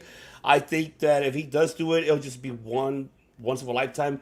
Because the cut of the roster that he's done, a humongous step that he cut off on both sides, women, men, and staff overall. He'll probably bring him one time only. Okay, fine, one time is fine. But I don't see anything else happening in the near future with that Forbidden Door opening. Probably, hey, just come here one night only, come party for one night, and then take off, kick rocks. That's what I see what Vince probably will do. So I don't see that Forbidden Door opening fully, unless it benefits both parties. But that's the biggest question. We have to wait and see what will be the benefits for both of them. So I mean, that's the biggest cue that we'll see at the Royal Rumble. And now, that was the biggest one I wanted to talk about. And the other one is, we never got to talk about it very briefly. I know, especially, Director, you're very familiar with these two individuals. And you too, Mike. And we finally get the match that we've been wanting to see for I don't know how long. And that is, now we get it at the Royal Rumble. Bobby Lashley, Brock Lesnar. And these two, you know their credentials for these both individuals out of the ring, not just in professional wrestling, but outside as well. We did see those. I don't know if you guys caught highlights of the promo of Lesnar. You know, I'm funny and I'm money. And Bobby who? You know, and then, that was classic. I'm loving this right now of what Brock Lesnar is doing. He's comfortable. I am loving it. Man, are you guys excited that we're fighting again what we wanted to see Give me for what such I a long want. time? Give me what I want, damn it! So I'm the director. I mean, you are very familiar with Lesnar's career and Lashley's career as well, in and out of the ring. So I'll take it to you. Yeah, and not only in and out of the ring, but in and out of the cage. Both are accomplished MMA fighters, obviously. One of the only things right now I'm paying attention to on main roster is Brock Lesnar's face turn. This is wild. I love that he's having fun, and not that he wasn't having. I love that they're letting his character have fun. And it's not even a character. Brock is pretty funny when he wants to be. I like that this is who he's allowed to be right now. I really liked when he showed up to the Money in the Bank with the boombox, and he was like smiling and jamming. He knew that he was getting booed. He was just joking about it. I love seeing that out of him. You know, you always see just Mr. Serious. Paul Heyman's the mouthpiece. Now he's talking more than Paul Heyman. I live for this. That video of him taking a selfie with the fan after he won the Rumble, or not the Rumble, after he won the title. Yeah. Where he runs back into the on the side of the stage and he takes a selfie. He's like, yeah, like I'm into that. I love it. Bobby Lashley, finally, these two have actually never ever wrestled on a TV televised. I think of at all. I don't even think they crossed paths in OVW. What I don't want is a quick match. I want Goldberg and Lesnar 2, right? Where it was like 15 minutes, 3. Okay. Oh no, yeah, 3. 3. Okay. Yeah, I 3 don't want. minutes. I don't want a 2-minute finish respect. I don't want like the last. I don't want the Lesnar and Drew McIntyre match where it was like 10 suplexes, 5 claymores, and the match is over. I want this to be full potential. I want this to go everywhere. I want wrestling. I want submissions. I want strikes. I want finishers.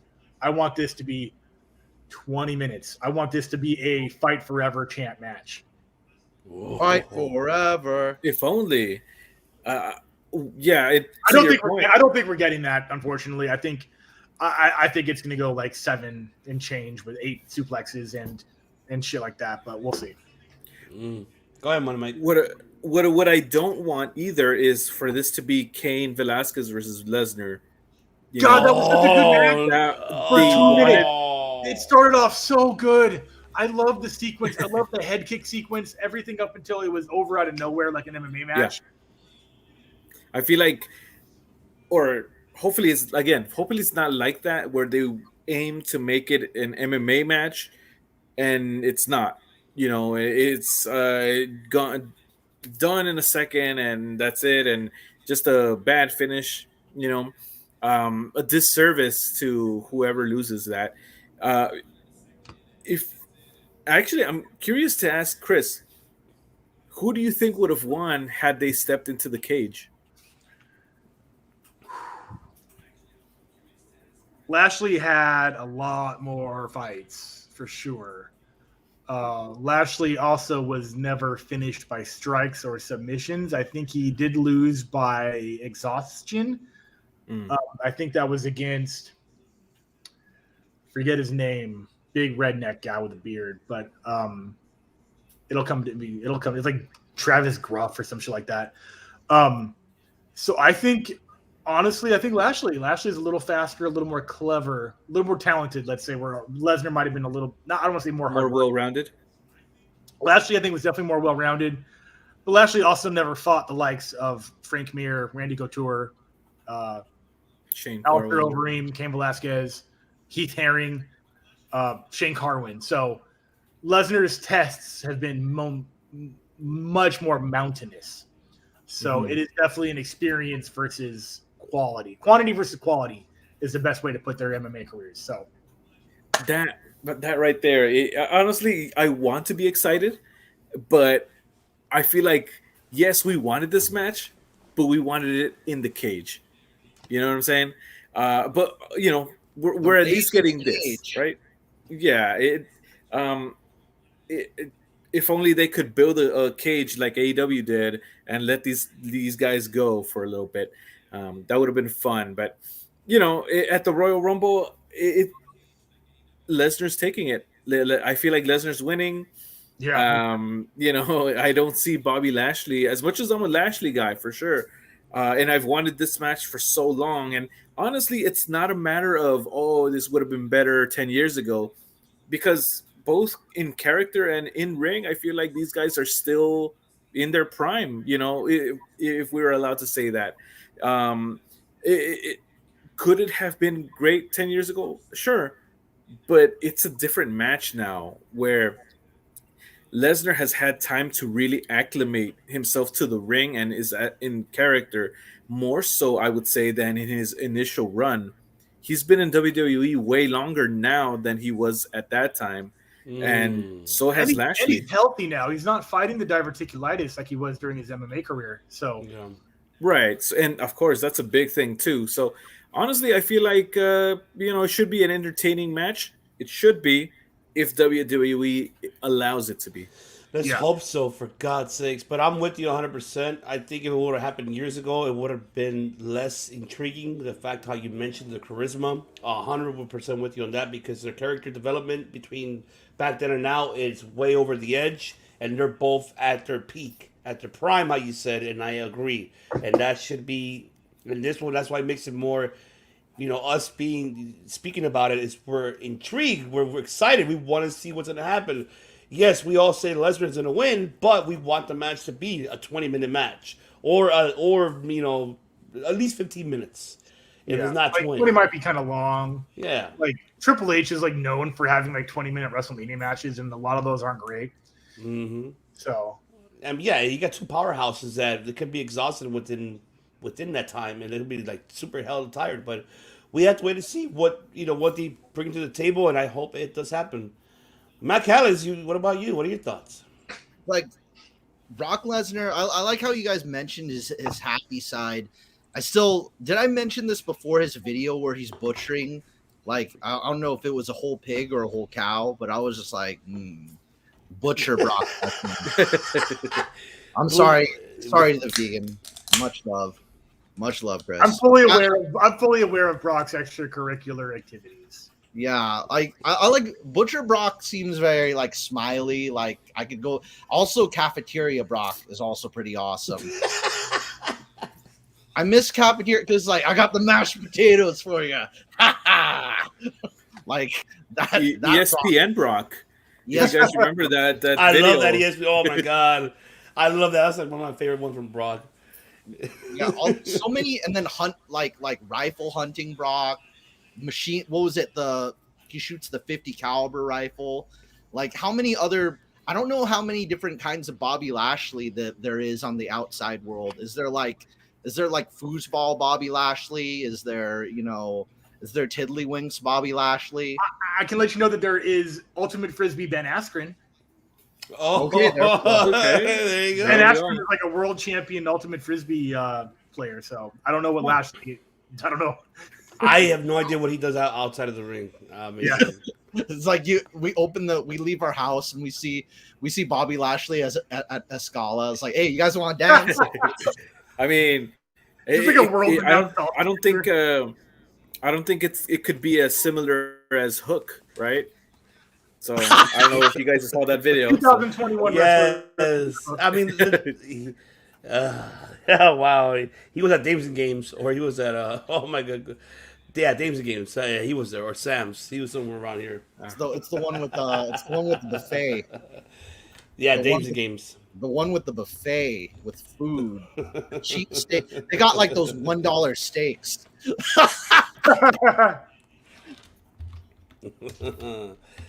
All right, so 2 more, and then we're out of here, ladies and gentlemen, because we're extending out of time.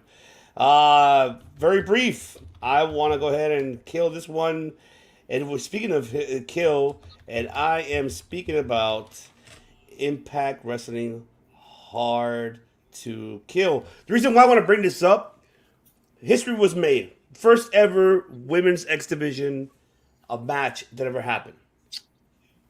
Man, it was, I mean, overall was great. Congratulations, Tasha Steele, becoming the number 1 contender for the Impact Women's title.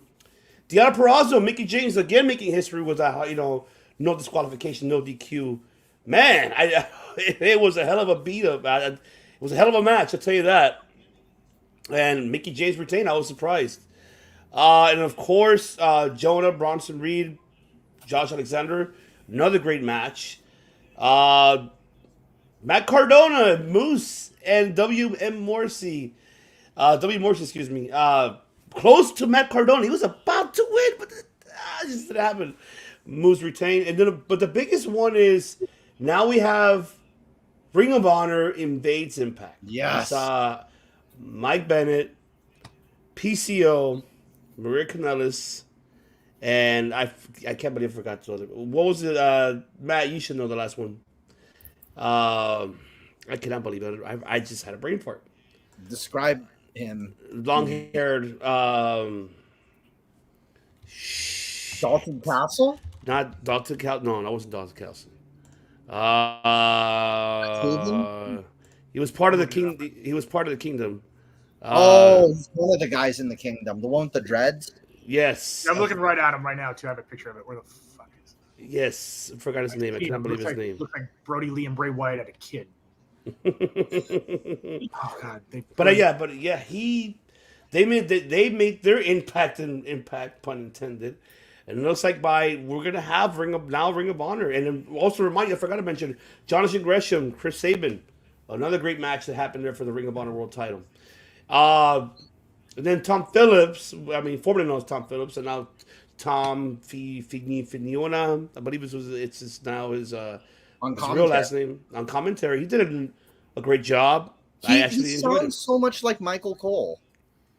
He's like his little brother. Who trained him? Who really? Exactly. Who trained him? Michael Cole. You have to pronounce words the way my. Vintage. Vincent. There you go. Vincent. That's the other Ring of Honor. Vincent. I forgot. You mentioned Vintage. Vincent. Thank you. I got you. Thank you. I appreciate that. But man. Or now we're gonna see Ring of Honor people in Impact. I know director is whenever you have an opportunity or time you watch Impact, but are you kind of a little excited that you're gonna see some Ring of Honor stars in Impact now? I like seeing the door open, so this is always exciting. Yeah, that's all it is Ring of Honor is everywhere right now, basically, with Peekaboo. It's Ring of Honor. Yeah. Basically, Ring of Honor and Pro Wrestling Guerrilla have flooded AEW and Impact at the same time. So it's just a great time to be a fan, which Mike, I think, says every week. So I love it. The Renaissance. What do you, Mike? Yeah, it's cool. Invasion, right? I don't know how much of an invasion it will be. That does the entire roster show up or something? But again, like Chris said, I say it all the time. It's a great time to be a wrestling fan. I'm all in for the Forbidden Door, man. It's awesome. Can't wait to see what happens. Matt Callis. Women's Ultimate X match. Everyone should watch it. Just, for those who aren't familiar with the TNA product, really what that is, the ultimate treasure of the Impact TNA lineage. The Ultimate X, the X Division. You know what? They should just pull the trigger, make a women's X Division title just then and there, just so they could have those matches, and women that work the high flying style specifically, because there's women who work the power style or the ground style, striking, whatever. X Division specifically, it's known as a Flyers Championship, as a high flying, high risk, cruiserweight, not always cruiserweight, but it has, because Samoa Joe held that title too, but the X Division is really the treasure of that lineage, Definitely, man. Well, I'm gonna let Matt Callis, end the show with the last topic of the night. That obviously, I need him to end it because we are almost going to 2 hours, ladies and gentlemen. And we appreciate everybody who are tuning in right now, even though, and all who are listening as well. We thank you so much.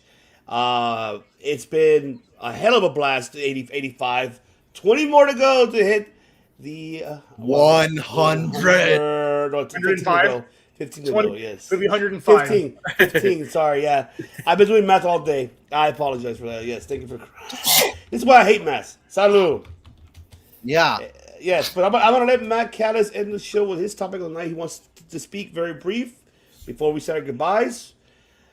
Matt Callis, let the people know what happened in night 3, the Wrestle Kingdom 16, New Japan versus Pro Wrestling Noah. Oh, I'm so happy.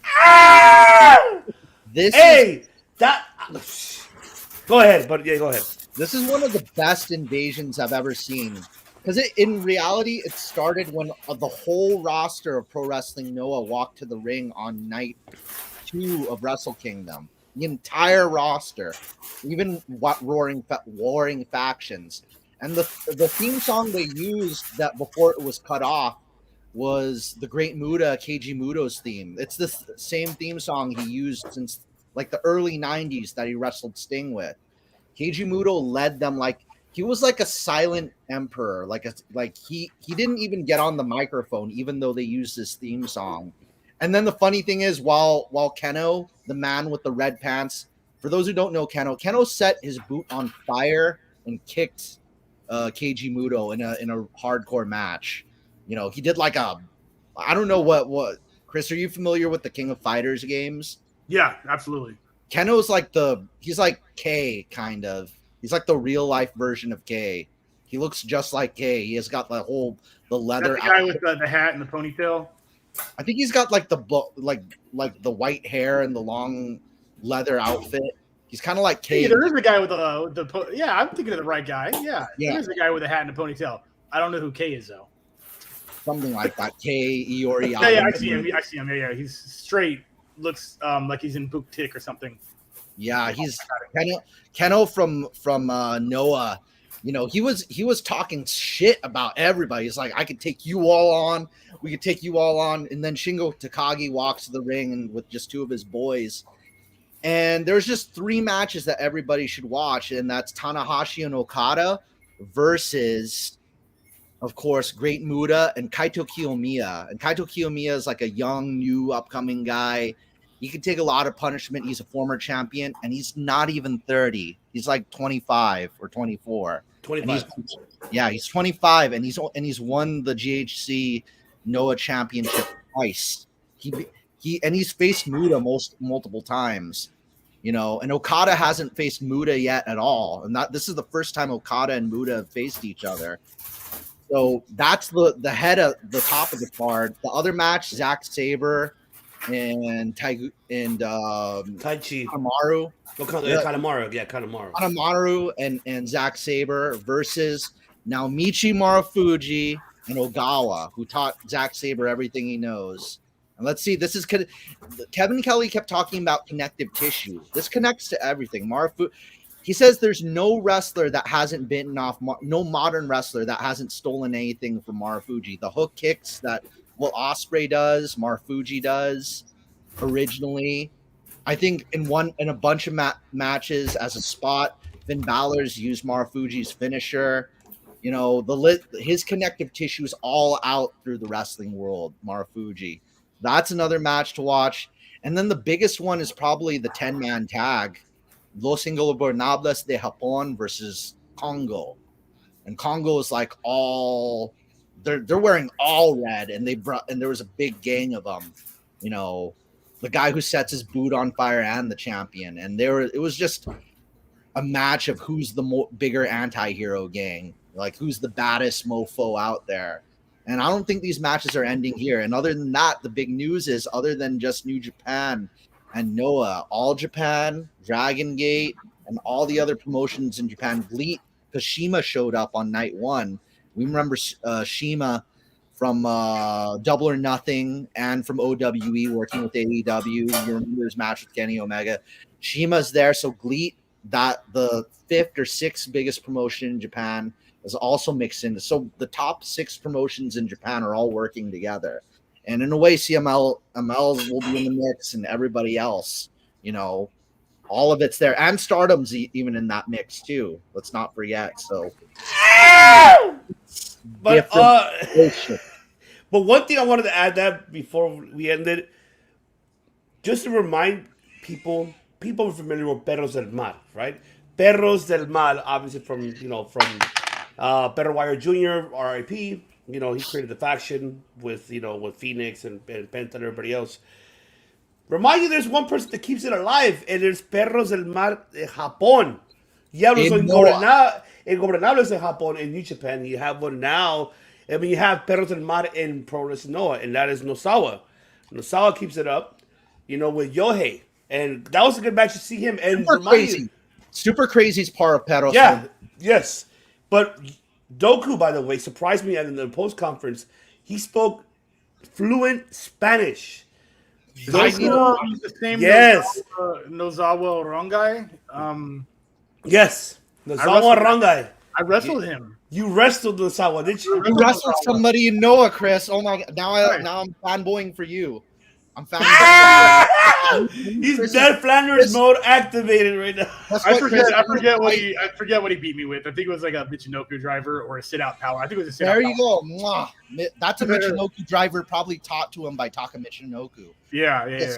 Chris, I'm gonna buy a Noah shirt and I want you to sign it once I get it. I think there's a flyer for it somewhere that I have. I think I have the flyer for it somewhere. I want you to sign my Noah shirt, Chris. Okay. I'll probably do that. Why not? But yes, Nosawa, and then Doku, speaking fluent Spanish, a former member of Perros del Mar, straight out said, the only person who should represent Perros del Mar is Nosawa. Nobody else should represent it. Not Yohei, not even Super Crazy. Nobody. It should be Doku and Nosawa who should represent it. And it was great to see. I'm happy for New Japan and Noah. This was actually a great event. 7,787 people that were there in attendance. Wrestling Dontaku is going to be at the Fukuoka Dome. Mm-hmm. Dontaku in I think it's going to be around springtime. So that was announced. And then what did we talk about this? Do you guys know? New Japan's coming back to Access TV right after Impact, back to back with Impact. So back to back, so we get to see that and more things coming, ladies and gentlemen. But yes, and there you have it, ladies and gentlemen. Yes, we appreciate everybody for tuning in here on our 2-hour live show here. We had so many, but we appreciate everybody for tuning in here live on our YouTube channel. And don't forget to subscribe right at the end of the, right below, right there. If you see it, hit the subscribe button right there, and you'll get, obviously, your notification when we're live here. We appreciate everybody for tuning in, for staying with us here and all over around the world. Appreciate everybody from all the comments and from Facebook and YouTube. And we appreciate you all very much for the love. And all for all our audio platform listeners, we appreciate you very much. Muchas gracias por escucharnos aquí y viéndolos aquí en Cerco del Debate. Le agradecemos mucho por todo el soporte y el apoyo que nos da para nosotros aquí en Cerco del Debate. Y no se olviden de que abajo puedes suscribirnos al canal. Ahí está la campana que puede dar sus notificaciones. Y escúchalos también en todas las audio plataformas, en Spotify, Apple Podcasts, Spreaker, Bullhorns, donde sea. Y también escuche también nuestro director aquí, el señor Chris Kelly. Él es que toca en una banda que se llama Fate Destroyed. Y va a estar ahí en el link tree para que puedan suscribir para al canal de la banda. Pero no es música banda. No, oh, no, Sí, no mandan mex, nada de eso. Pero música de rock, de metal, si le gusta hacer de rock y metal. Aquí está el señor, el director, el que toca la guitarra, el bajo, lo que sea, le va a enseñar cómo aquí se hace con puros Fate corridos. Destroyed, puros corridos, o cerca de también. Porque él es el güero chulo por eso, pero... but let Money Mike take over on the European side of our audio platform listeners and viewers. Ja, danke für hier in the Circle of Debate und danke für mag Circle of Debate im YouTube und Spotify und StreamYard. Alles sie tschüss und guten Tag, guten Abend. Wir lieben Sie. Tschüss. Choose. And director, let the people know, besides our viewers and our audio platform listeners, what's coming up next for Fate Destroyed, the upcoming shows. Let the people know what is going on with Fate Destroyed. This Saturday, I don't know when this is going to air, but January 15th, we're playing stages in Santa Ana. That is the only thing announced for right now. We're working on music and working on things for later this year. You're playing with Slander Us, and you're playing with Anxious Annie, I think. Definitely not playing with that second one. I don't know who that is. They're not on the flyer. You're playing with the House of Metal. You're playing something. That's That's the name of the promoter. Yeah. Yeah, the promoter. That's in Malone's, right? Yeah, formerly known as Malone's Stages now. It's a cool venue. It's got 2 stages. So as soon as one band finishes, the next band goes on. So there's really no downtime. Very festival vibes. The promoter for that show, Chris, is the podcast I used to work for. So I used to. Or did you leave for a reason? No, it was too far away. So my old host wasn't good. Yeah, I've literally driven over this entire country in a van, and Santa Ana is still too far away. It's only 45 miles, but Jesus Christ! But yeah, it'll be fun. If you guys can make it out, that'd be awesome. If not, I'm sure there'll be photos and videos up at Faith Destroyed on Facebook and Instagram. Our YouTube channel, I just posted a bass playthrough of our track Where We Lie. Check it out. And any news that comes out, you'll see it here first. Absolutely. There you go, ladies and gentlemen. We once again want to go ahead and thank everyone for tuning in here on episode 85. And hopefully you guys tune in this Sunday as we give our top 5 European wrestlers. And also don't forget to tune in next week. We'll be back next week with, of course, MMA back in action. Of course, MMA episode 13, as we'll be giving our predictions for UFC 270, which has been Ngannou and Ciro. It's going to be exciting. And of course, Moreno versus...